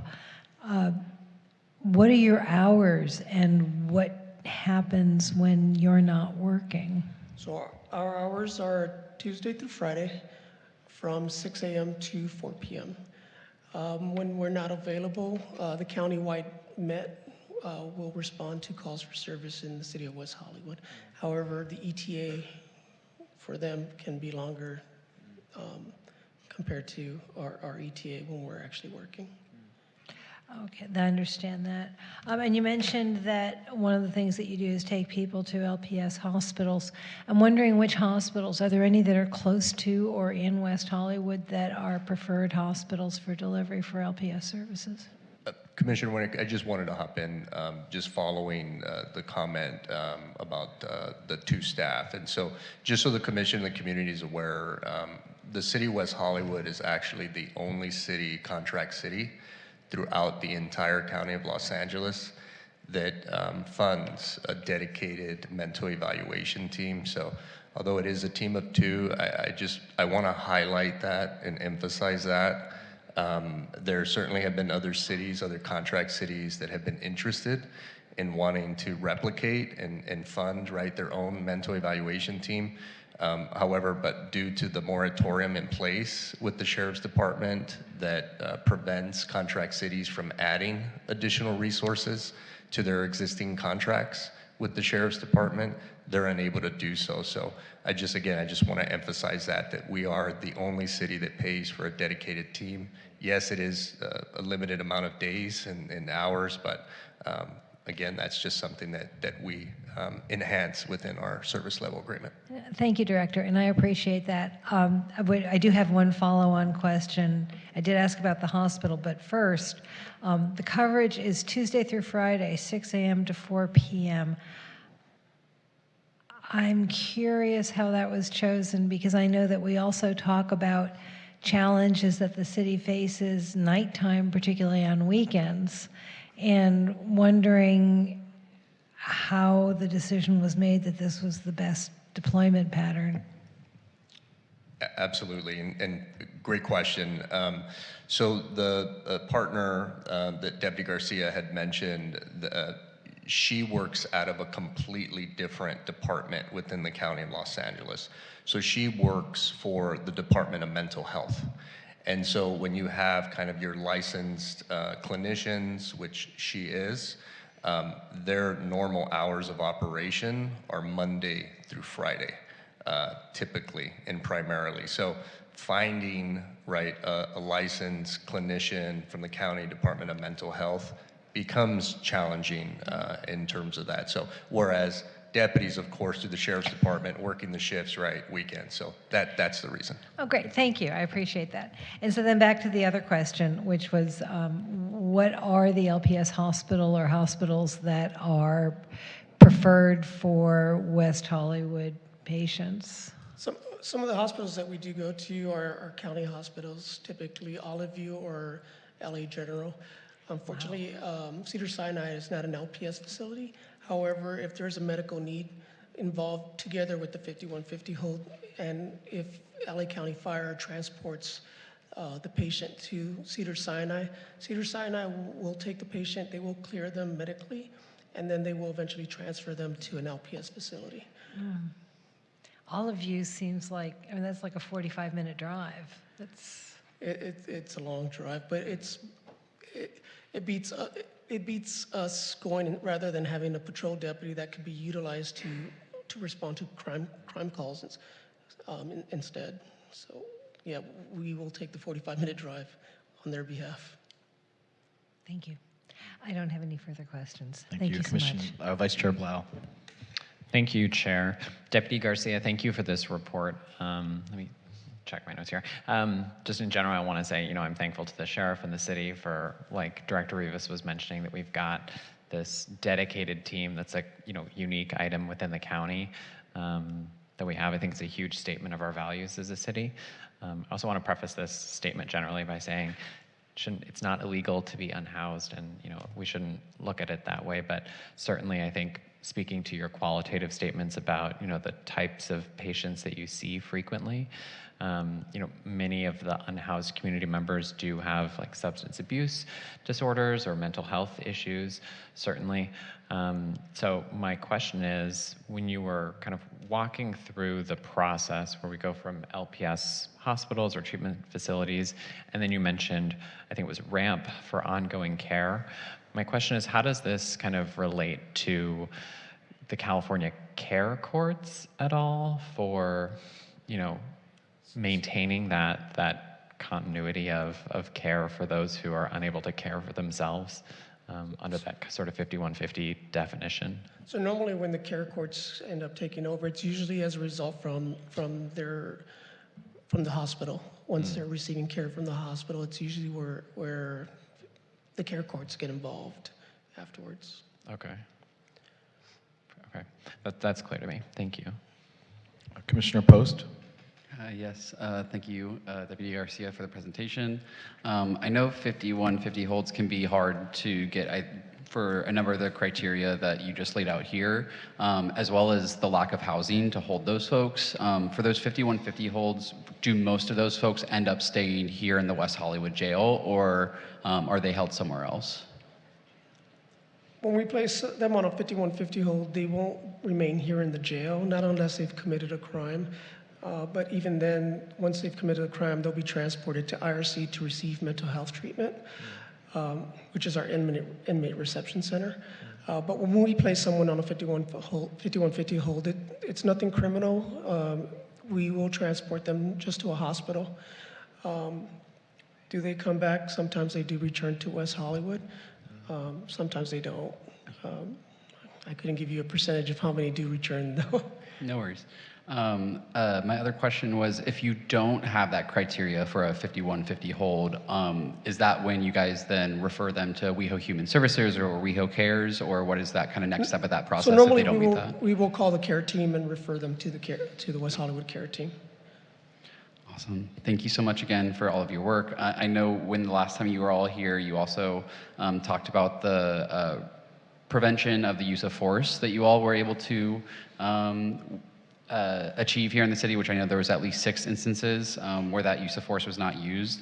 I don't know if there's any clear sense of how you all determine that use of force was saved or not used, but if you could give any further background, that would be my last question. Thank you. Well, whenever the deputies call us for de-escalation, I mean, the main point is to try to prevent deputies from having to use excessive force on them. So they will usually they will always call us, or we will make ourselves available to respond to their calls, which is why I constantly monitor the patrol deputies on the computer and see where they're located, and I will respond and help them out as needed, just to prevent that use of force. Thank you. Commissioner Pilarski? Thank you, Chair. Thank you, Deputy Garcia, for the presentation. Just a quick question to staff. Can we get this presentation sent to us just as a FYI? Okay. I don't see why not. Okay. This was actually created by my partner, but I just had to update it because normally this presentation is what we use to provide for our new trainees when they first arrive at West Hollywood Station. Oh, great. We do give the trainees a presentation and some training as to how to deal with people with mental health issues out in the public. Well, you can get back to me on that, but thank you. Okay. 3 questions I have for you, Deputy. A question, so often we have speakers come to the Public Safety Commission and they are expressing concern about, like, sometimes we have these locals that come back quite a few times to the city and they have their spot, they have their bus stop, and they are hurting themselves, and we've called the sheriff.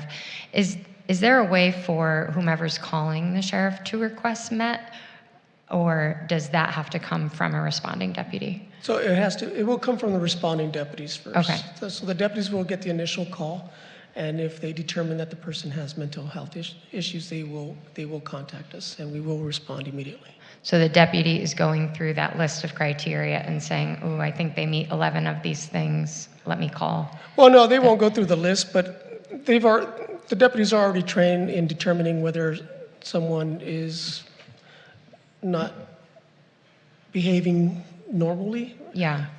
And if they feel that this person may have a mental health crisis, they will call us out.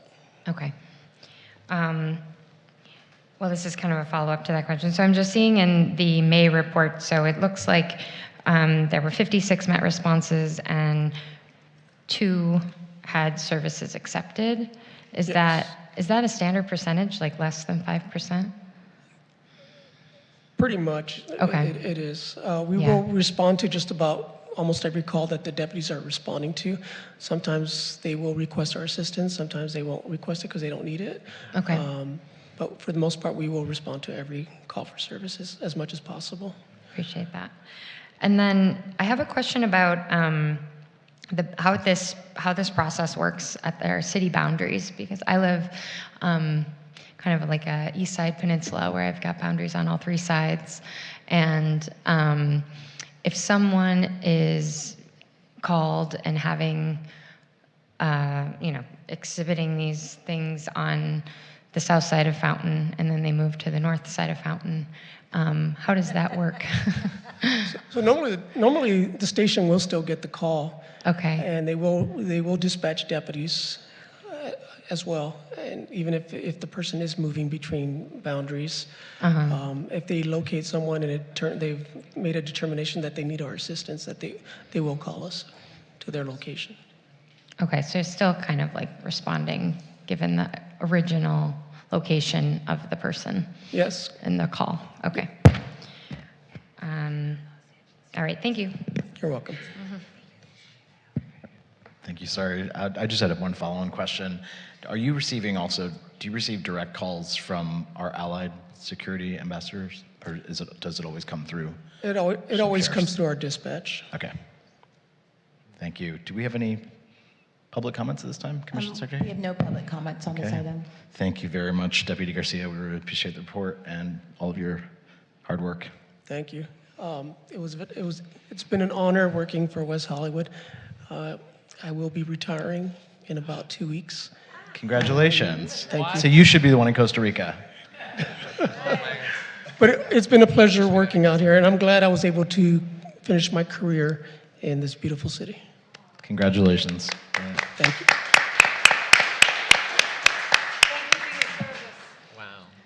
Sure, I just wanted to I want to sincerely thank Deputy Garcia for all the hard work he's put in at our station. I mean, he won't tell you this, but he is an extremely humble guy and just always willing to help out. And all of the staff at West Hollywood Station really appreciates him and how willing he is to assist on any call he's called out to. So thank you so much for your service to this community, Deputy Garcia, and we wish you the best in retirement. Thank you for those additional comments, Lieutenant Turner, and welcome. Which moves us on to 8E, which is our Sheriff's Department monthly report.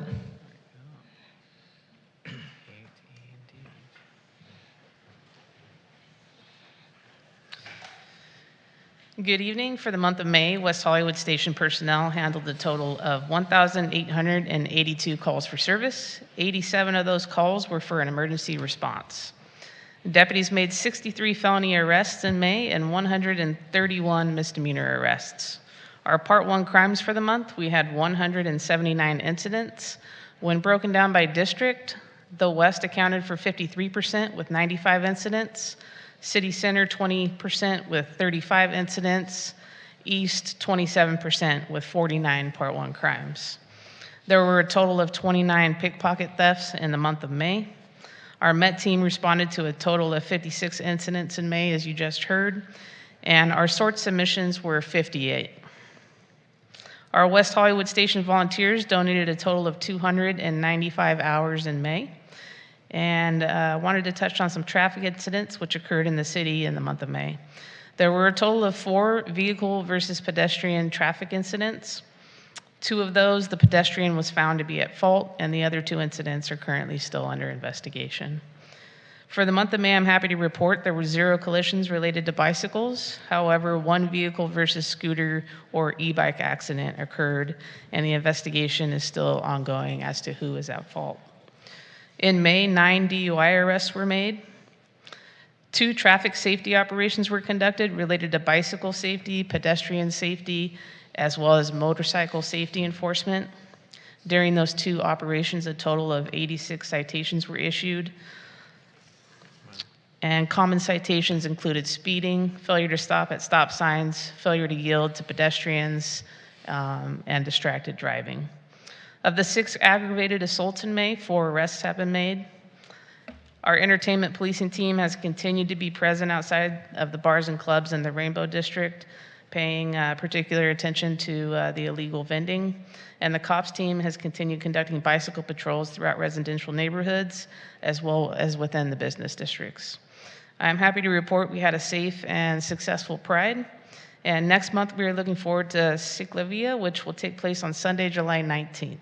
And we will be sending out road closure information in the upcoming weeks on Instagram as well as Nixle. And with that, I'll open it up to questions. Thank you. And yes, thank you for a very safe Pride. It's fantastic. I see in the grand theft shoplifting cases have doubled over the past year. Do you have, and that there were 63 felony arrests? I'm curious if, and you may not have this information, but of that number, do you know how many were due to those charges due to Prop 36 guidelines? I don't have that information, but I'm happy to bring that back to commission next month. That would be great. Okay. Appreciate it. Commissioner Winnick?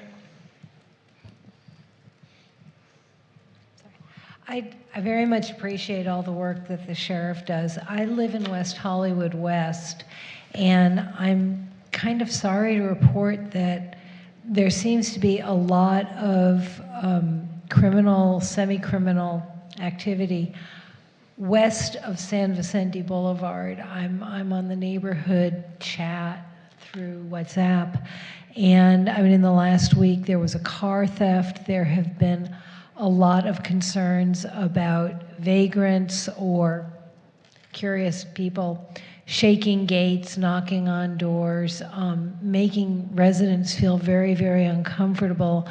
And one resident reported that they called the sheriff. The sheriff took a very long time to come. And they called when they thought somebody was still there. So they thought it was an ongoing hazard. And the sheriff's delayed coming. And there may have been very good reason, I don't know. This is all secondhand.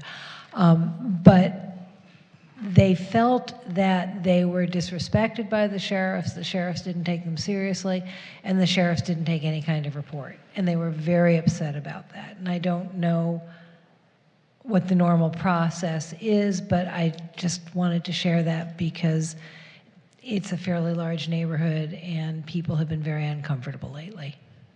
I'm happy to connect with that resident if we talk afterwards and I can get the information and look into that. Thank you. Commissioner Pilarski? Thank you, Chair. Sorry, I was taking notes. Thank you for the report, Lieutenant. I had a couple questions about our pedestrian versus vehicle collisions there, and the California vehicle codes that were referenced at those collisions. You know, when we looked at the semi-annual report this year back in February, you know, we saw that in our city, it was looking like a 50% chance, you know, increased chance of getting, you know, hit in an intersection as a pedestrian. So this is something I'm still keeping track of. And I looked up the vehicle codes, and I don't know, you might not know them off the top of your head, but one of them is a little contradictory to me, so I wanted to just ask, like, you know, what the nuance is there for a deputy. The one pedestrian at fault was on May 5th, and it was failure to yield to a pedestrian, and the pedestrian was found at fault for Section B, which says that a pedestrian no pedestrian may suddenly leave a curb or other place safely and walk into the path of a vehicle that is so close as to constitute an immediate hazard. And no pedestrian may unnecessarily stop or delay traffic while in a marked or unmarked crosswalk.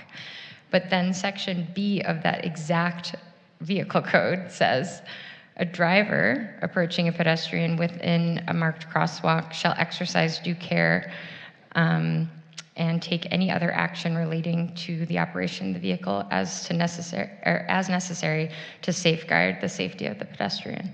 So what is the nuance there? It's like how, because often I'm walking down the sidewalk, it's a stop sign, Santa Monica Boulevard. I'm walking through the crosswalk because cars are supposed to stop for people in the crosswalk. And it's not I don't look at it as my responsibility that they didn't stop at the stop sign and they just roll through and make a right on red. So I think the nuance here, and without having read this traffic report in particular, is it can be a marked or unmarked crosswalk, meaning that if someone leaves the curb and there isn't a crosswalk there and they create a hazard for the driver, not giving a driver time to stop, there's also some onus on the pedestrian stepping out into the street to have some due regard for the driver also. So while a driver is responsible, for yielding to a pedestrian, especially at a crosswalk, there are situations where we see people leave the curb, the sidewalk, and step out into the street, and not allowing a driver any time to actually stop their vehicle outside of that crosswalk situation. Okay. But I'm happy to report back next month specifically on this incident, Yes. the details. See where that see where that nuance is,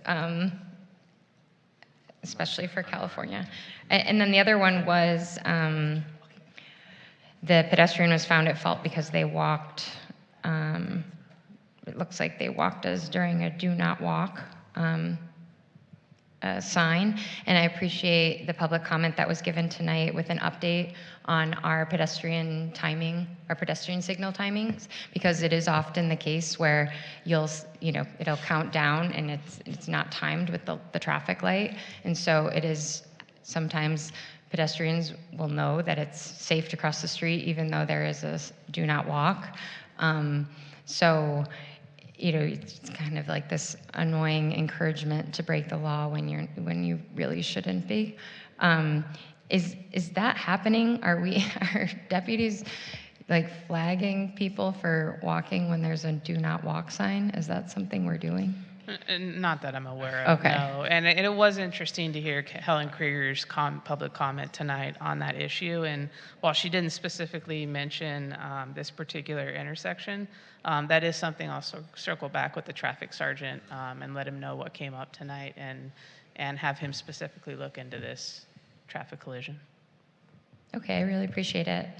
The last one I have here is a question about, I guess Director Rivas, I don't know if this is for now or for later, but I was wondering what collaboration efforts have happened between the city and the Sheriff's Department on the 10 intersections that we highlighted in February that were flagged as dangerous intersections. And is that the 10 from the semi-annual That's right, community yeah. update? So maybe Lieutenant Turner, maybe you can explain from the traffic sergeant and the logistics and kind of the assessment, right, with the problematic intersections based on traffic collisions, et cetera, and kind of what the standard practice is as it relates to increasing enforcement, rotation of motor units, et cetera. Yeah, our traffic sergeant, Sergeant Clark, identified numerous intersections, and we really looked at not just vehicle versus pedestrian accidents, but as bicycle versus vehicle accidents as well. And we take that information, and when we conduct our operations, we make sure that we target those areas where we have identified that those are areas of concern and areas that we are seeing traffic collisions over and over and over again at. And we do targeted enforcement. We go out there, and not only do we have operations, but we will hire an extra deputy just to go out and write citations and target those intersections to reinforce the safety issue that's going on there and to educate drivers. So is it safe to say that in our next semi-annual report, those intersections will have less collisions? Well, I can't predict the future. I would definitely hope so. Yeah. I would definitely hope so. There has been a number of targeted enforcement going on. Okay. And hopefully that combined with the education they're doing with drivers, that will have an impact. Okay, great. One other thing I wanted to mention is just say thank you for your participation in the Bike to Work Week event that the city hosted in May. It was so wonderful to meet the deputies on bicycles and talk to them about how they were trained and what they're doing in the city. So thank you so much for participating in that. That was a big deal for the community there. And then also very excited for the Ciclia Via event in the city. I hope that our deputies on bicycles can also participate in that. Thank you. Thank you, Vice Chair Blau. Thank you, Chair. I just want to comment as well that Pride was great. I think it went without a hitch from my perspective. I felt really safe, certainly. I know I think for the first time, I'm sure they've done it in years prior, but I was sitting at Gym Bar and looked across the way and I saw on the building above Coons Hardware like a lookout guy with a telescope, and I was like, whoa, okay, that's good perspective for him. Question on the traffic citations generally. So on Fountain, the numbers reflect it. I really appreciate I don't know if it's increased enforcement, but just generally the enforcement on the street. Anytime I'm traveling there, or not anytime, but frequently when I'm traveling on Fountain, I do see the traffic enforcement there, so I really appreciate that. My question is, how does the enforcement levels for traffic on Fountain compare with some of the other streets that we've listed out here? I would just say like generally, right? Sunset, Santa Monica, Melrose.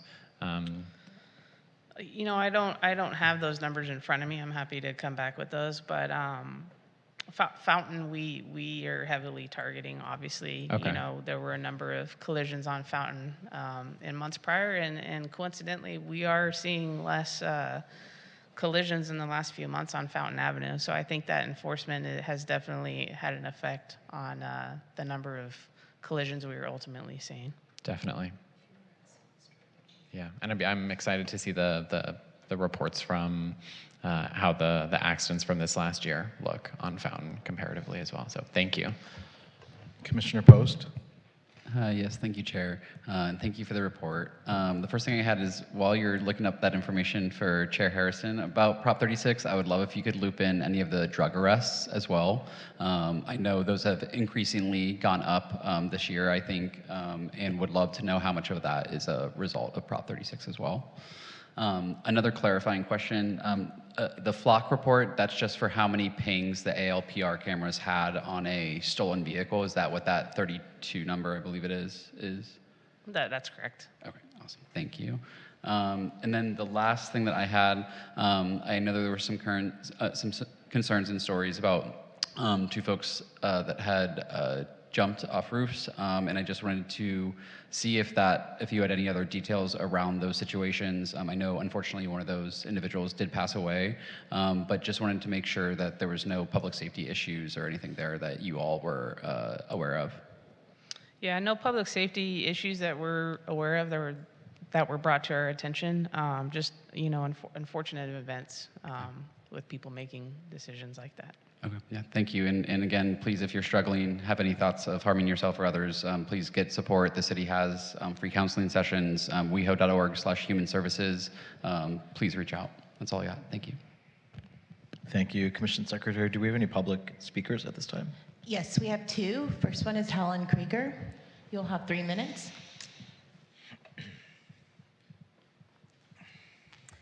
Hello again, Public Safety Commission. Helen Krieger, West Hollywood resident, and I'm speaking just as a resident right now. And hopefully I won't need the full 3 minutes, but I just wanted to pass on something that I've heard from some business owners. They have been having some trouble reaching out.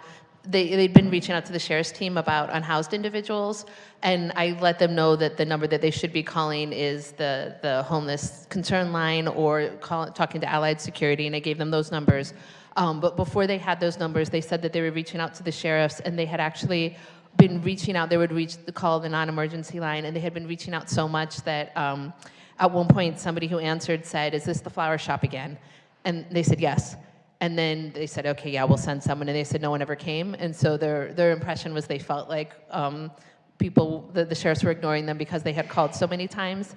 And so just to kind of make like dispatch aware to, sometimes when people are calling, they don't know what line that they should be calling. They don't know they should be calling Allied Security instead, or in this case, there's a bus shelter that's really close to their flower shop, and so often there'll be unhoused individuals in that bus shelter.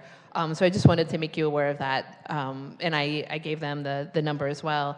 But I know we are in a situation right now where we don't have the Chamber of Commerce, we have an interim leader right now, so just as much as we can all sort of help out our business community. And then another thing that I heard, and unfortunately I apologize, it's for Allied Security, but I didn't want to make a separate comment just for this one tiny thing, is sometimes in the morning when businesses are opening is when they have the most need for somebody to help them, because there might be an unhoused individual who might be sheltering at the door of their establishment, and they don't necessarily, depending who it is, if they're opening the shop alone, they don't necessarily want to wake the person up because they don't know what the response might be. And so just a call if possible, if Allied Security could make sure to be helping businesses in the morning. I know we have been increasing morning patrols, and for the sheriffs as well, to just let those business owners know who they should be contacting. And then just a traffic thing, I notice a lot on Santa Monica and Fairfax, we have a no right turn on red, and it seems like nobody understands that or cares, because I've almost never seen somebody not turn right on red on Santa Monica and Fairfax. So if you want some easy tickets, that's a good place. That's all. Thanks. Thank you, Helen. And our final speaker is Ed Holman.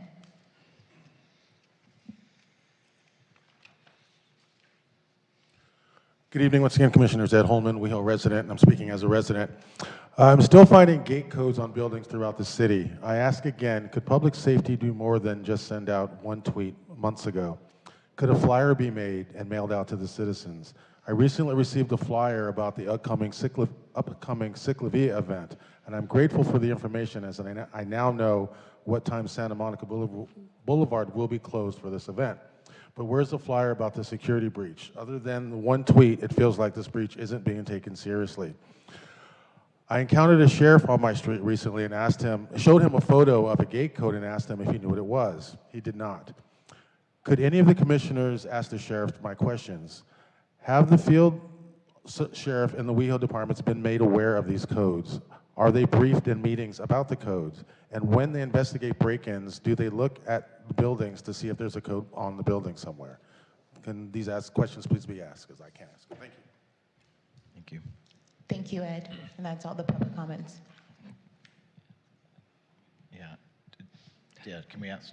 Sorry, Vice Chair Blau. Thank you. Lieutenant Turner, are you able to respond to Ed's questions there about the sheriff's awareness or lack thereof of the gate code? Or Director Rivas. Or Director Rivas, yeah, either way. We have briefed deputies on the gate codes. They are aware of the situation, but we will definitely circle back also with our detective bureau to make sure when deputies are on scene that they are ascertaining whether or not there was a gate code written on a building and documenting that in their reports. Great. Thank you. Thanks, Ed. Thank you. Thank you, Lieutenant Turner. We appreciate it. Thank you for your service and again for a great pride.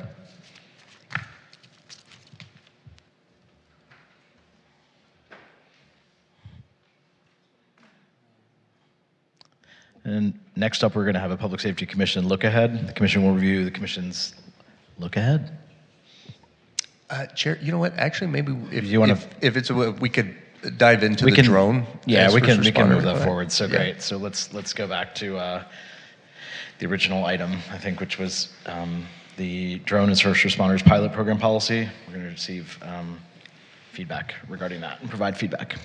Absolutely. So yeah, at the Commission's request, I know we wanted to have this item placed again a second time on the agenda this evening, and so we did so, and so we're open to hearing any additional comments that the Commission or the community may have. Yeah, sorry, I'm pushing requests and then I just thank you for all of the changes in it. I mean, I think it was pretty robust. If you looked at the changes from the original proposal and what was provided. And again, if you've not had time to look through it, I recommend you do. I'm sorry I didn't write down which attachment that was. There were several, but I think it's really knowing that that is hopefully a North Star for other drone programs. It was very impressive to see those changes. So thank you. That's the only comments that I had about that. Commissioner Perlarski. Oh, yeah. All right, thank you. I had a question for staff here. So last time we went through this, we actually did have quite a bit of feedback on the document, and I was wondering if you could help me out with like how that works. How do we know that that staff has really captured the feedback that we had? I think Commissioner Blau's feedback was really great. I had less comments, and also Commissioner Post had some really wonderful things to add. So if we have a question about if our feedback was incorporated or recorded, how do we know that tonight? We reach out to you directly. Yeah, so we'll take anything in addition this evening and what was provided last commission meeting, and we will incorporate that into the upcoming city council item that will go on June 29th, so a week from today. So it'll be bullet pointed. Okay. There is an attachment, and let me see if I can showcase that. So here's the update that was provided last year. Mm-hmm. And so this is more or less, Commissioner Pilarski, of what would be provided on the staff report to the council. That's gonna go. Yeah, Okay. so it would basically, right, just replace the date with last month's commission meeting and this evening's commission meeting, and then we would be going through, right, all the comments from the last meeting, which we've already done, and then this evening, if there's anything different, and then essentially what you're seeing here, because this is exactly what we did. When we brought the item in 2024, we summarized everything here to the best of our ability and included that in the staff report that went to the city council. So that's what we would be replicating. Yeah, I would just, again, this is our moment to ask questions. So if you're not seeing anything in the attached that was brought up previously, this is the opportunity to bring it up prior to it going back to council. Well, I guess my point is that we don't have that in front of us. This is from 2024.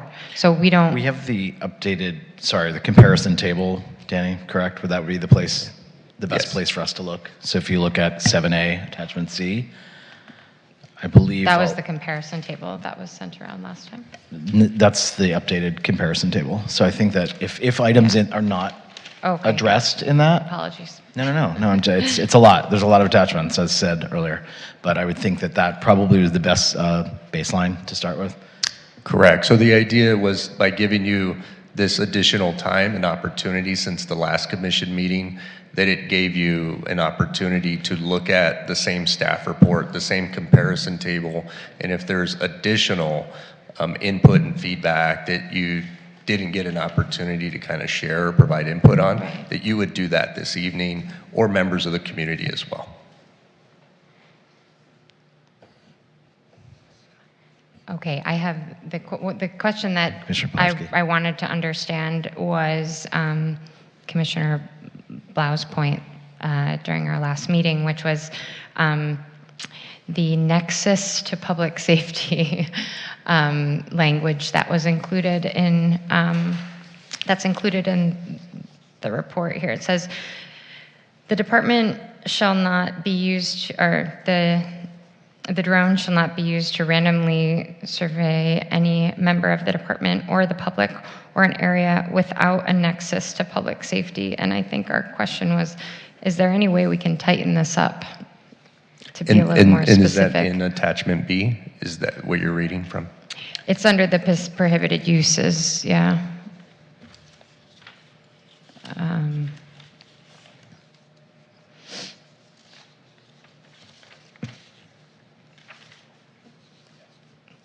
It just seemed. Second bullet. Second bullet.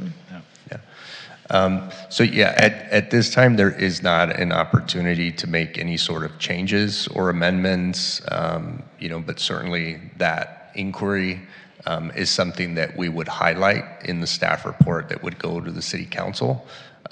This sheriff's department policy has already gone through their process, in terms of going to the Sheriff's Department, Civilian Oversight Commission. I know the Office of Inspector General as well provided comments and input, and then it went through the Sheriff's Department, Department of, I'm going to get this wrong, Lieutenant Turner, but Office of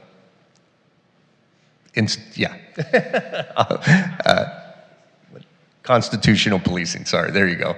And so, so we'll definitely provide that and highlight that. But yeah, there is not an opportunity to make any sort of changes on the Sheriff's Department policy at this time. This was something that I mentioned at the last commission meeting. It wasn't a draft policy. This is the final policy in place. The City Council did approve the implementation of the Drone as First Responder program and gave staff direction to continue to work with the Sheriff's Department. And so what we're bringing to the City Council as well is an update regarding that. It's not to ask the City Council to provide guidance or input as a part of that Sheriff's Department policy that you see that I have up on the screen. Okay, and the other question I had, I guess if I'm just asking if you could highlight it. It was a question about, how will someone be able to tell if it's a police drone versus a private drone? Because it is quite the invasion of privacy. I mean, these things flying overhead, making a bunch of noise. So yeah, we'll definitely highlight that as well as a bullet point. Commissioner Post? Yeah, so you somewhat answered one of my first questions, which was, will the City Council have the opportunity to change or revise this policy? No. So they will not be able to include any item around ICE or immigration enforcement into this existing policy. I know that was something that was included in the original city version, was not included in this county version, and we've been assured that it's embedded in other policies, but this being the first county policy for a drone as a first responder program, I think it's a big oversight to not include something around not sharing that information with ICE and immigration. And so would the council essentially have to vote whether to move forward with this policy or to deny this policy? How is that framing of the city council item going to most likely be? Yeah, so absolutely. I mean, the City Council can at any time, majority of council can make a determination to halt or pause a program if they have concerns. I know Captain Lapkin, who attended last month's commission meeting, because this inquiry did come up as well. And so she did speak to the fact that there are other policies within the Sheriff's Department that guide the sharing of data, and as it relates to any sort of information that would be provided potentially to a federal agency. So you're right, it is not built into the policy that you see that's an attachment here, but it is included in other areas. And so as a part of that City Council item, we will be including that copy of that policy within the Sheriff's Department that speaks to that. The station order, what was provided before, because that was just going to be a station order unique to the West Hollywood, it was incorporated within that station order, but now this is a department-wide policy. So if they already have another policy within the hundreds, right, of department policies that they have, they, at that time, and I don't want to speak for the Sheriff's Department, but my understanding is they looked at that and saying, well, we're not going to replicate anything within it. That already guides kind of the position and stance of the Sheriff's Department, and we'll make sure to highlight that in the staff report, and Captain Lapkin will speak to that during the council meeting. Yeah, thank you for laying that out. I still think it's a little irresponsible for us to not include something specifically when we are the first folks starting this program.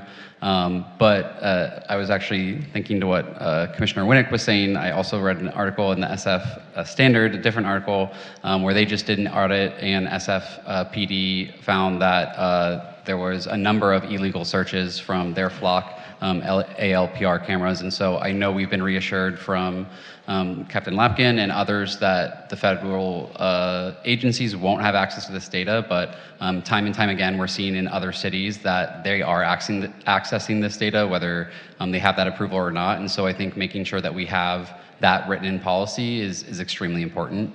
But my final question, I guess, then would be more so directed at the sheriffs for that county level policy. Was there any outreach conducted to other contract cities that would technically be under this policy moving forward, especially as it does cite at the beginning of this policy that implementation of this policy department-wide will be forthcoming? No, there were not. There was an outreach done to other contract cities, and the reason why I wanted to pull this up right here is so you're seeing at the top in bold, right above the red letters, this policy that was written was only applying to the West Hollywood station. So right now it's not being applied, right, to any other contract cities. And so what will end up happening is after the first year of implementation, if that's what's decided, then we would implement, and then there would be a comprehensive report that would go back to the Civilian Oversight Commission. That was one of the recommendations that they made to the Sheriff's Department, and the Sheriff's Department did commit to that, and so they will be returning back, providing an overview of all of the lessons learned, right, and the benefits and aspects of the program to the Civilian Oversight Commission, and then that'll give an opportunity to potentially help guide, obviously, them expanding the program to other stations. So we will be the only station in Los Angeles County that will have a drone as first responder program. There are a couple of other cities that are working within their kind of more general policy that they have that will be utilizing drones for a variety of different issues: rescue, emergency operations, street takeovers. But in terms of responding to calls, like what the DFR program does, we're going to be the only station. And so their department is going to be looking closely at this. Again, just summarizing and putting together a comprehensive report similar to what we will be doing, is returning back with that update to the City Council, but they're going to be going to the Civilian Oversight Commission as well on the Sheriff's Department side and getting input and feedback. And then I would like to think, again, not speaking for them, but similar to what we've done, any other community, that will be up to them. There is a component within this policy that talks about community outreach, as making sure that that's something that's required prior to implementation of a program. So I would assume that they would be doing that for that contract city at that time. And then thank you so much for that response, very thorough. Will our pilot program technically start its 1 year after this? If this is to be approved, that is when that 1 year kind of clock starts? Correct, yeah. Thank you. Sure. Commissioner Winnick? Yeah, I understood very clearly that we have a number of policies that apply to the city and to the Sheriff's Department that will not facilitate providing information to ICE. So I thought that that was fairly well addressed by Chief Lapkin. I also would like to say that while I understand, I saw that there have been problems in other jurisdictions with abuse of flock information, that again, the city of West Hollywood is being very cautious about how information is collected and assimilated and distributed so that it shouldn't be going anywhere, and hopefully those precautions are being taken and implemented effectively. I want to say that a number of people have told me that they think that drone as first responder is a good idea. They are very eager to have more photographic protections for what is happening. They're eager to have more systems monitoring what is happening, and a number of the residents in West Hollywood West feel that this kind of program offers tremendous protection and does not unduly jeopardize people's privacy. So I just want to share that. At least there are a number of people in the community who feel that this is an important step towards improved public safety. Thank you. Thank you, Commissioner Winnick. Commission Vice Chair, wow. Thank you. And I just want to be clear that I understand that the drone as a first responder program generally is for responding after an incident is reported, correct? Not like proactive monitoring, correct? That is correct. Okay, great. So I'm just looking through the notes that I had made from last meeting, and 2 I actually hadn't checked off. So while we're here, I might as well bring them up.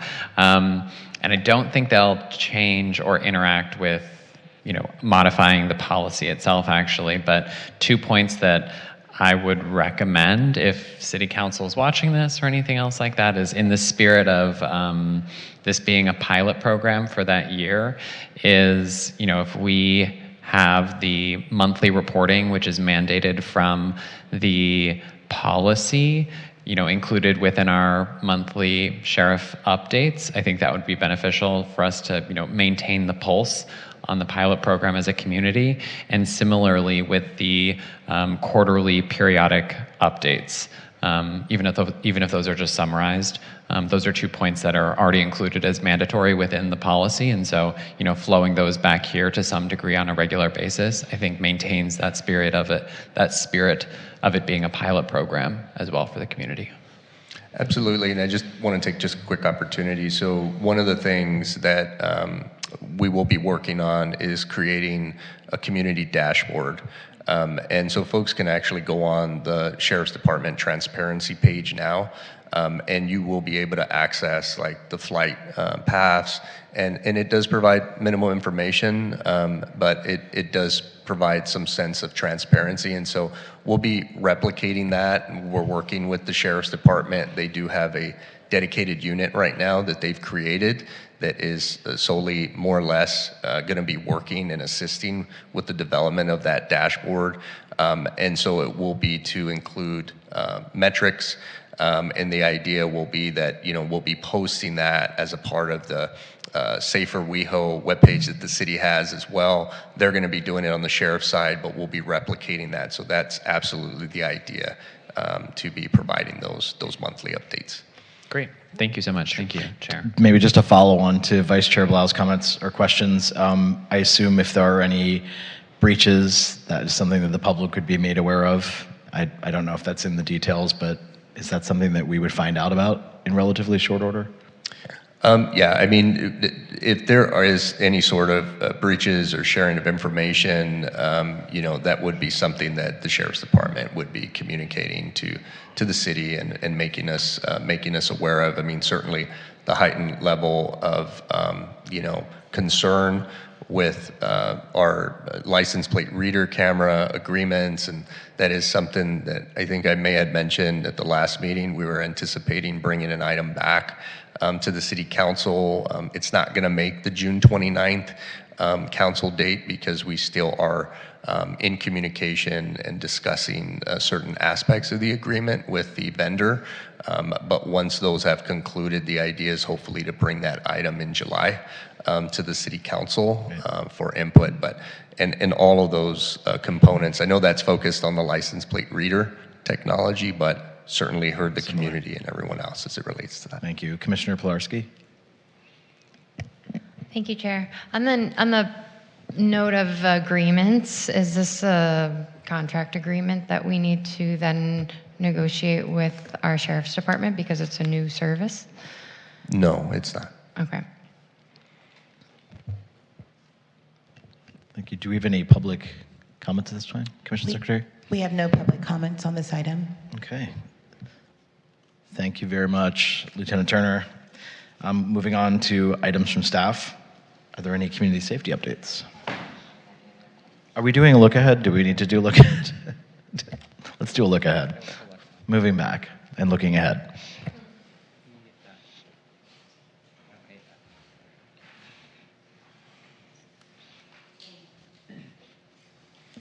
Thank you, Chair and members of the Commission. We wanted to quickly give the Commission an opportunity to review the look ahead. We brought this to the Commission in April, a few months ago, and so we wanted to share this with the Commission just as a quick update on a few items. So for one, I'll mention what has changed since the April look ahead.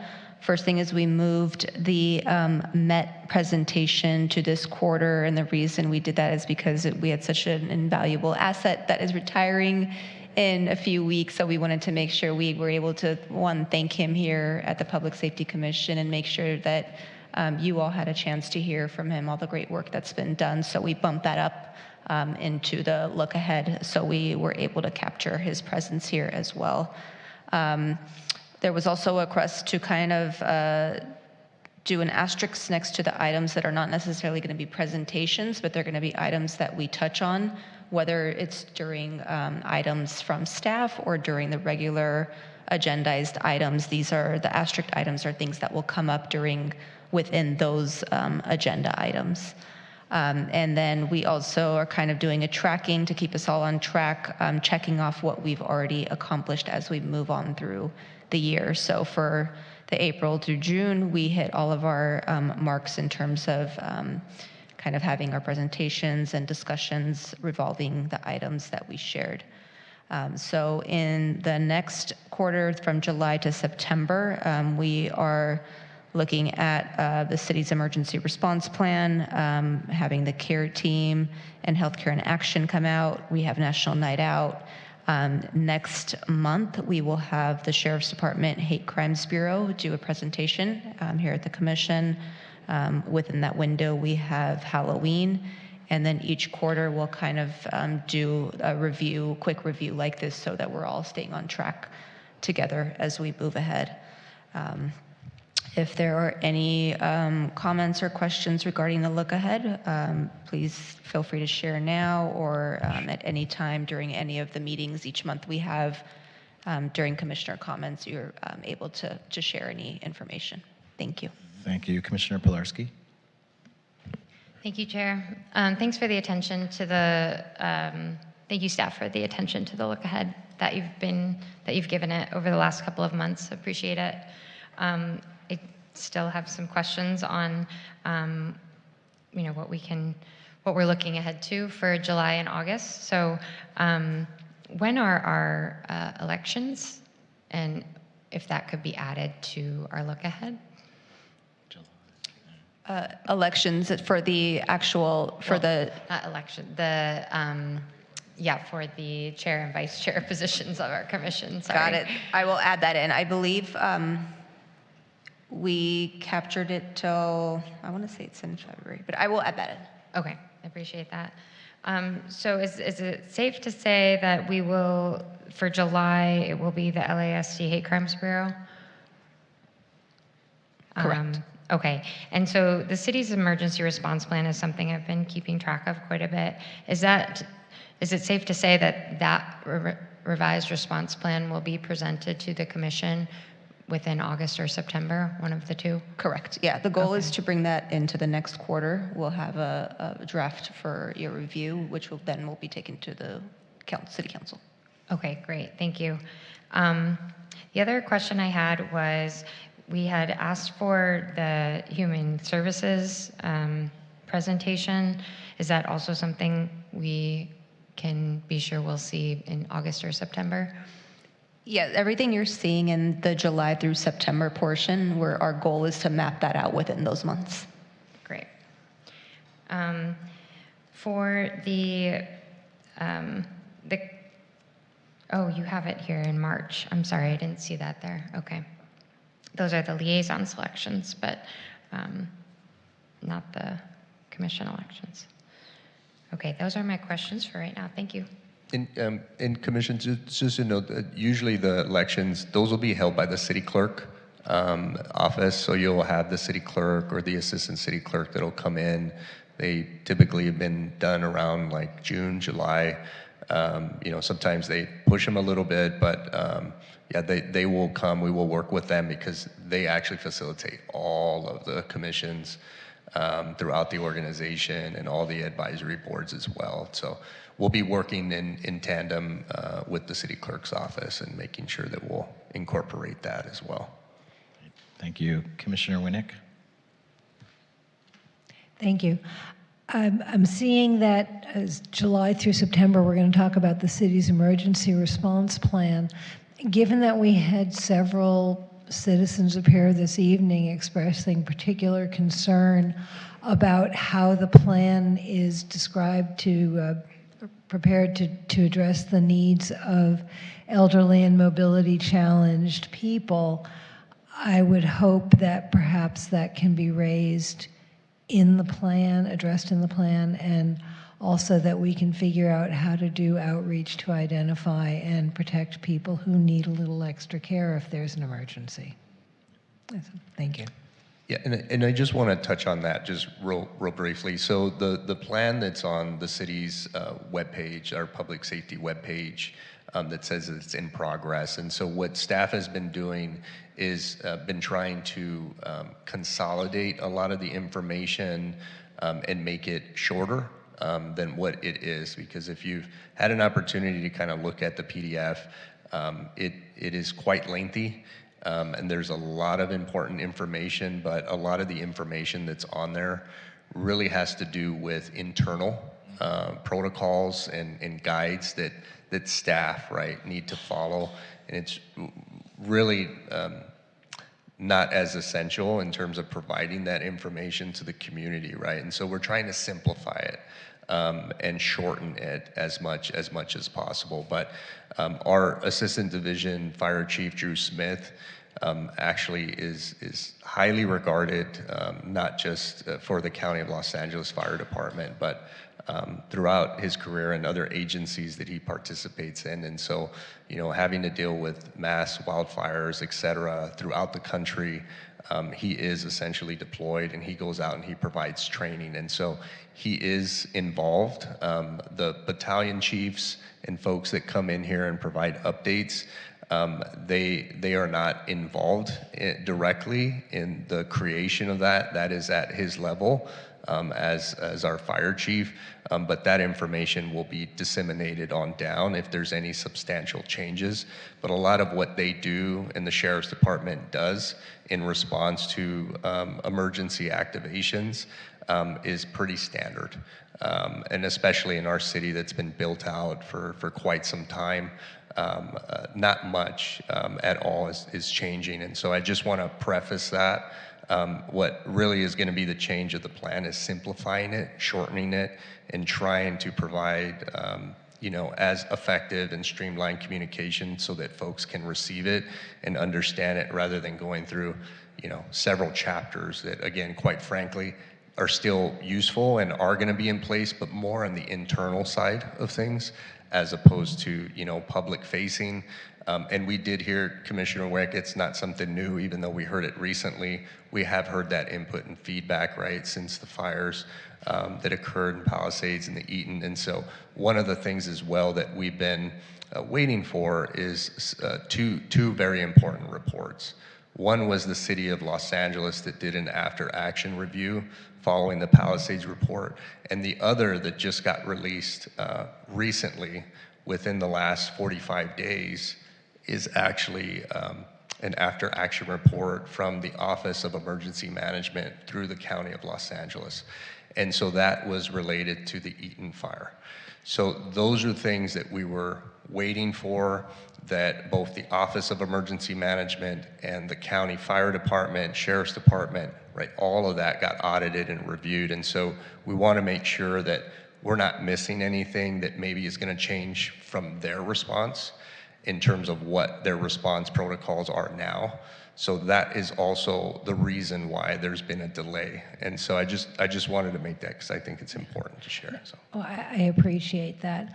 Yeah, I know with Eaton Fire, there were several senior citizen homes that were affected by the fire, and that the evacuation of those did not go very smoothly. So, you know, that's the kind of thing that we'd hope would not happen in West Hollywood, in addition to finding residents who are in homes that are not specifically dedicated to senior citizens. I had another question. Oh, yes. I was just reading an article. West Hollywood has an earthquake retrofit ordinance of sorts, and I understand that we may or may not have a good handle on how many soft garage buildings and other buildings need to be retrofit that haven't been. That's not specifically, I guess, emergency response, but it kind of is, because if we have extra vulnerable buildings, either because they're the kind of concrete that just sort of explodes or because they're the kind of building that pancakes, that's something that residents should know about, and that's something that our emergency response teams should be aware of because those are dangerous buildings. Is that incorporated in some way? It's not included in the emergency response plan. What's included in that is how we respond during the event of emergency, right? And so the good thing about the seismic retrofit program that's being spearheaded by our Building and Safety Division is they do have a list, right, of those buildings that need to go through that process, right? And they're going through the compliance, actually administrative process as I speak. Not now, but have been going through that, right? So yeah, I mean, that's definitely something with that data and us knowing where that is in the event of an earthquake or something else that could happen, is taking a look at that, right? And making sure that those buildings, those locations are responded to accordingly with safety, absolutely safety in mind. Sure. Commissioner Post? Yeah, I'll just be quick. For mine, it was just the human services update. I've been going to those meetings. They just presented on the coordinated response framework dashboard. So I hope that piece can be included as part of those meetings. I think it'll give us a great framework for how to understand that data, and similarly try to plug in some of our data as well, like the allied data that I was talking about earlier tonight. So that's all I had. Thank you. Thank you. Commissioner Pilarski? Thank you. One of the other items that I had on my running list was review of city consultant contracts, given the connection to DHS. I think that was something that we brought up in a previous meeting. We asked the city to go look at contracts that were connected to Department of Homeland Security and see what that looked like. I know there was also coordination with the city clerk on that as well. Yeah, so anything like that would have to be a direction that staff receives from the city council. So staff has not received that direction. I know it has come up as a part of the public safety license plate reader camera agreements as a part of that discussion. And so we'll see what comes out of that discussion, but communicating that to our city clerk's office, but that's not something that we would agendize or that we would move forward with on our own. That's something that we would have to receive direction from the majority of city council to proceed with.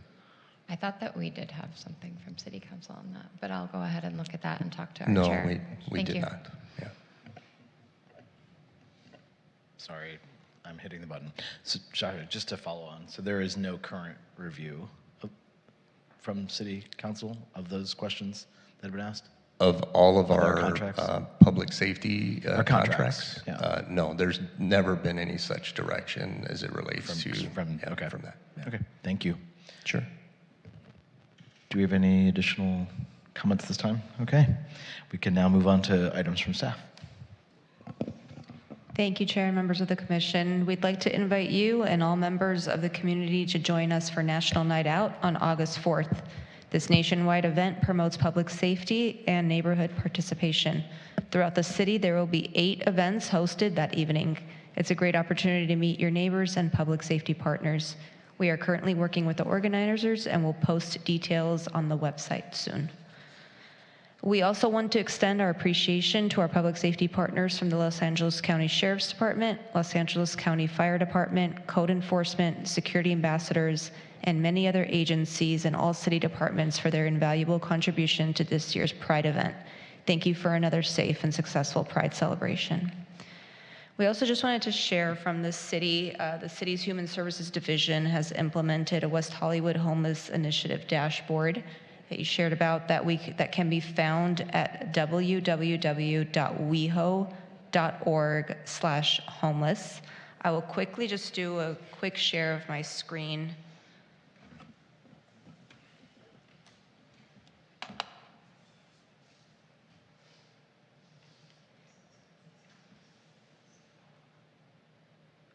So this is the main website. If you were to go to www.weho.org/homeless, the Human Services Division has added a great dashboard here and it gives different information that you can click and guide yourself through here with these prompts. So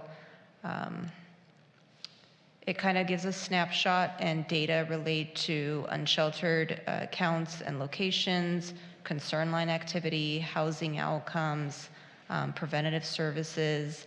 And so here you can kind of go through each of these tabs and kind of see the data that they have provided here via maps and different graphs and all the data that they've compiled over the years. So please feel free to look around this page if you have any feedback. Our Human Services Division is open to hearing that, and then hopefully when they are able to join us at a future meeting, you have had a chance to kind of look at this and can guide any conversations that would be helpful in that term. So on that note, I'd like to pass it now over to Danny Rivas, Community Safety Director, to share additional updates.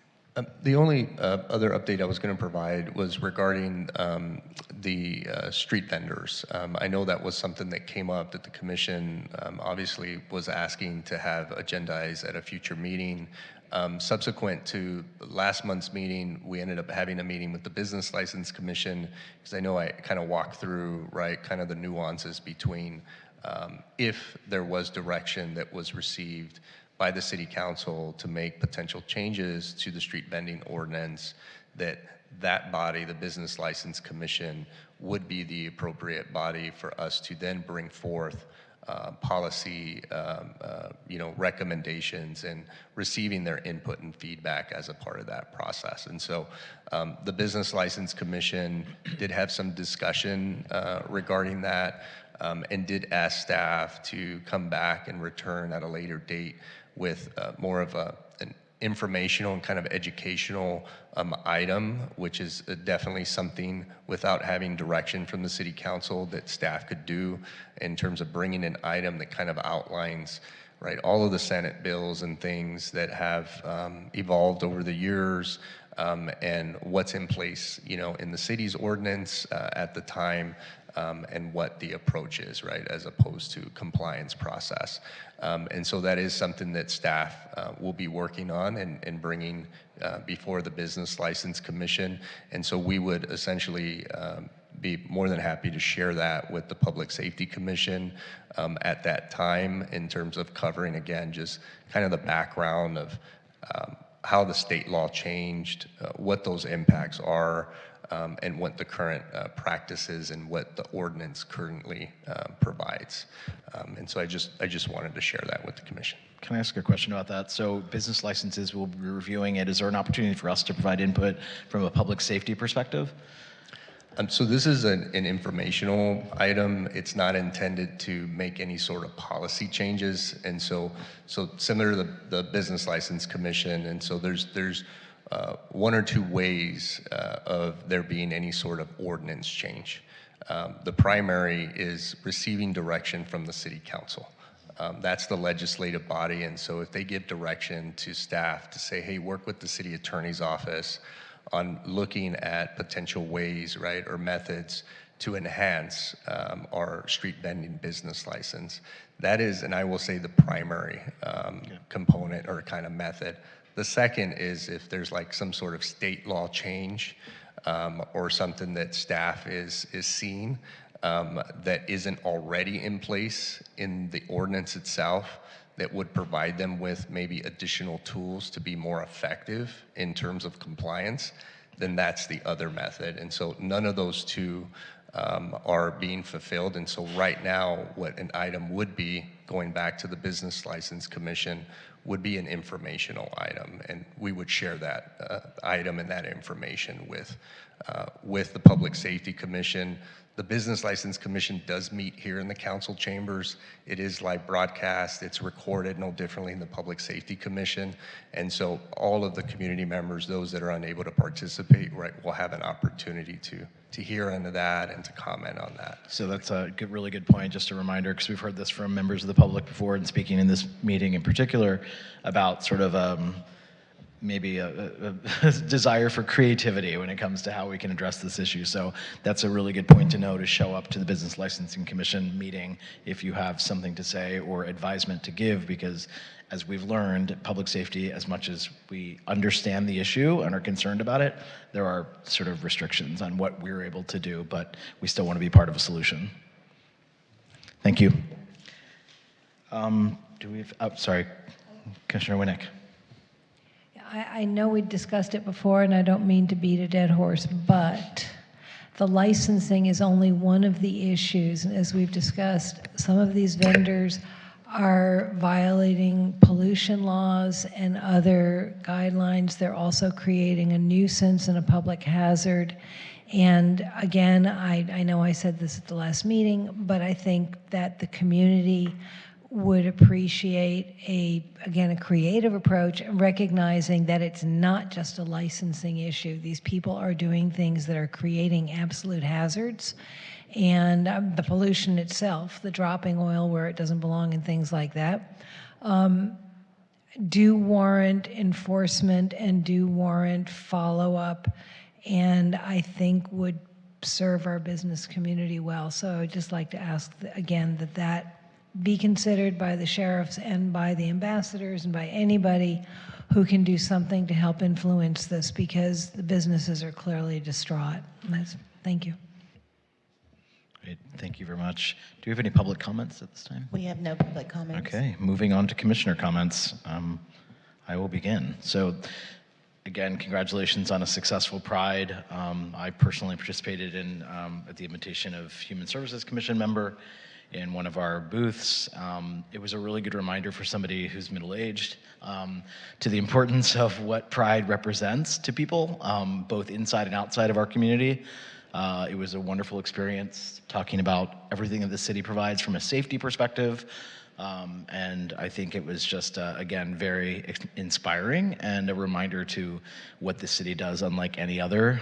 Notwithstanding issues that we all deal with day to day, we really do provide an unbelievable amount of services, and I think people felt very safe at Pride, so it was wonderful to be a part of that, in addition to my annual Dancing on a Float the following day with fellow commissioners. So thank you very much for that. Any other commissioner comments? Vice Chair Blau. Thank you, Chair. I'll echo that Pride was amazing. It was really fun, and yeah, a good reminder of the value of the community that we've got and built here. Just one quick point. One of the speakers, Louise Smith, she had mentioned issues with maintenance of vegetation and hedges on the sidewalk. I just want to share a point there, is that you can report that on the WeHo app, and I've had success actually with that. I live actually near the former Standard Hotel, and before they started the massive renovations, the bushes were going crazy there, and I submitted it in the WeHo app, and it got taken care of actually rather quickly for it being sort of unoccupied. So use the WeHo app if you're looking at that, or if anyone in the community has issues with sidewalk walkability owing to debris, hedges, vegetation, what have you. Yeah, thank you. Thank you. Commissioner Pilarski. Thank you, Chair. So my comments, happy Father's Day, happy Juneteenth, happy Pride. What a wonderful month June is. Happy solstice. I wanted to say thank you to Helen Krieger for the comprehensive Transportation Commission update. I just wanted to make a note on that piece to one of our public speakers, Wendy Goldman. There was discussion with our Public Works team during the Transportation Commission meeting about kind of like a targeted response team going out and really doing an assessment of the condition of our streets and taking an inventory of things like, half sharrows and different parts of the street that have been paved over for different reasons, or different stop bars that don't exist anymore. So I would recommend reaching out to our Public Works team to get a little bit more information on that. So I just wanted to acknowledge that piece. I also wanted to say I really appreciate the public comments acknowledging the delicate balance that public safety is, and it all comes down to all of us using our voice here at the public commissions to bring awareness to staff and to bring awareness to council. So please don't ever hesitate to reach out to one of your commissioners or one of your council members or staff in the city. It's an amazing space that we have. And then my last piece is the plug for Ciclavia on July 19th. I think it's an amazing event. It really invites everyone to participate and experience the city at a much slower speed. And it's kind of a glimpse of what the city looks like when every single piece of sidewalk and pavement is really activated. So looking forward to seeing everybody there. Thank you. Thank you, Commissioner Pilarski. Commissioner Holman. Thank you, Chair. I just want to applaud the Social Justice Advisory Board. As you all know, I am our liaison to social justice, and this past Saturday was the Juneteenth celebration in West Hollywood Park. Obviously, it's a celebration that is very close to my heart. We are getting better at this celebration. Social Justice did a great job. Commissioner Post was there. I saw Commissioner Post, as well as Helen Krieger. Again, these celebrations are important to all of us. We need to remember that West Hollywood is a very diverse community, and we must celebrate our differences in our different communities with these celebrations. So I just want to again applaud social justice, and I look forward to what they do next year because each year it gets better and better. Thank you, Chair. Thank you, Commissioner Holman. Commissioner Post. Yeah, I'll just reiterate that as well. Our Representative Laura Friedman was also at the Juneteenth event, and I just think all the performers were great. All the perspectives they shared is not something we hear often in the city, so more of that programming is necessary. And thank you again for all of our public safety partners for the great pride that we were able to execute. Thanks. Commissioner Winnick. I regret that I wasn't here for Pride. I was in Alaska, so I thought of you from afar. But a couple of things. I'm a big proponent of Ciclavia, and it's actually very exciting to see all sorts of people-powered mobility on the streets. You don't have to wait till July 19th. There is a Ciclavia this Sunday, and it is Limerick Park meets Expo Park. So it's a part of town that many people in West Hollywood perhaps never get to see, and it might be worthwhile figuring out how to get there and look around. So I would like to endorse that. I'd also like to comment that we got a public comment about the ARC and concerns about the safety there. And it's true that I'm an able-bodied person, but I do see a number of people who have mobility challenges using the pool, some who use the lift to get in and out of the pool, some who use wheelchairs and walkers and so forth to move around the deck. And it may be that there are issues, but to my perspective, this pool complex that we have is a wonderful resource for the city and is well operated and safely operated. And I just want that to be out there because I think safety, obviously, when you're talking about a pool, is a big deal. And I think that the staff maintains it well and that safety is observed and that a lot of very diverse people have the opportunity to avail themselves of the pool, and they do. And I'm grateful for that. Thank you, Commissioner Winnick. And with no further comments, we will adjourn until July 27th, 2026, Monday at 6 p.m.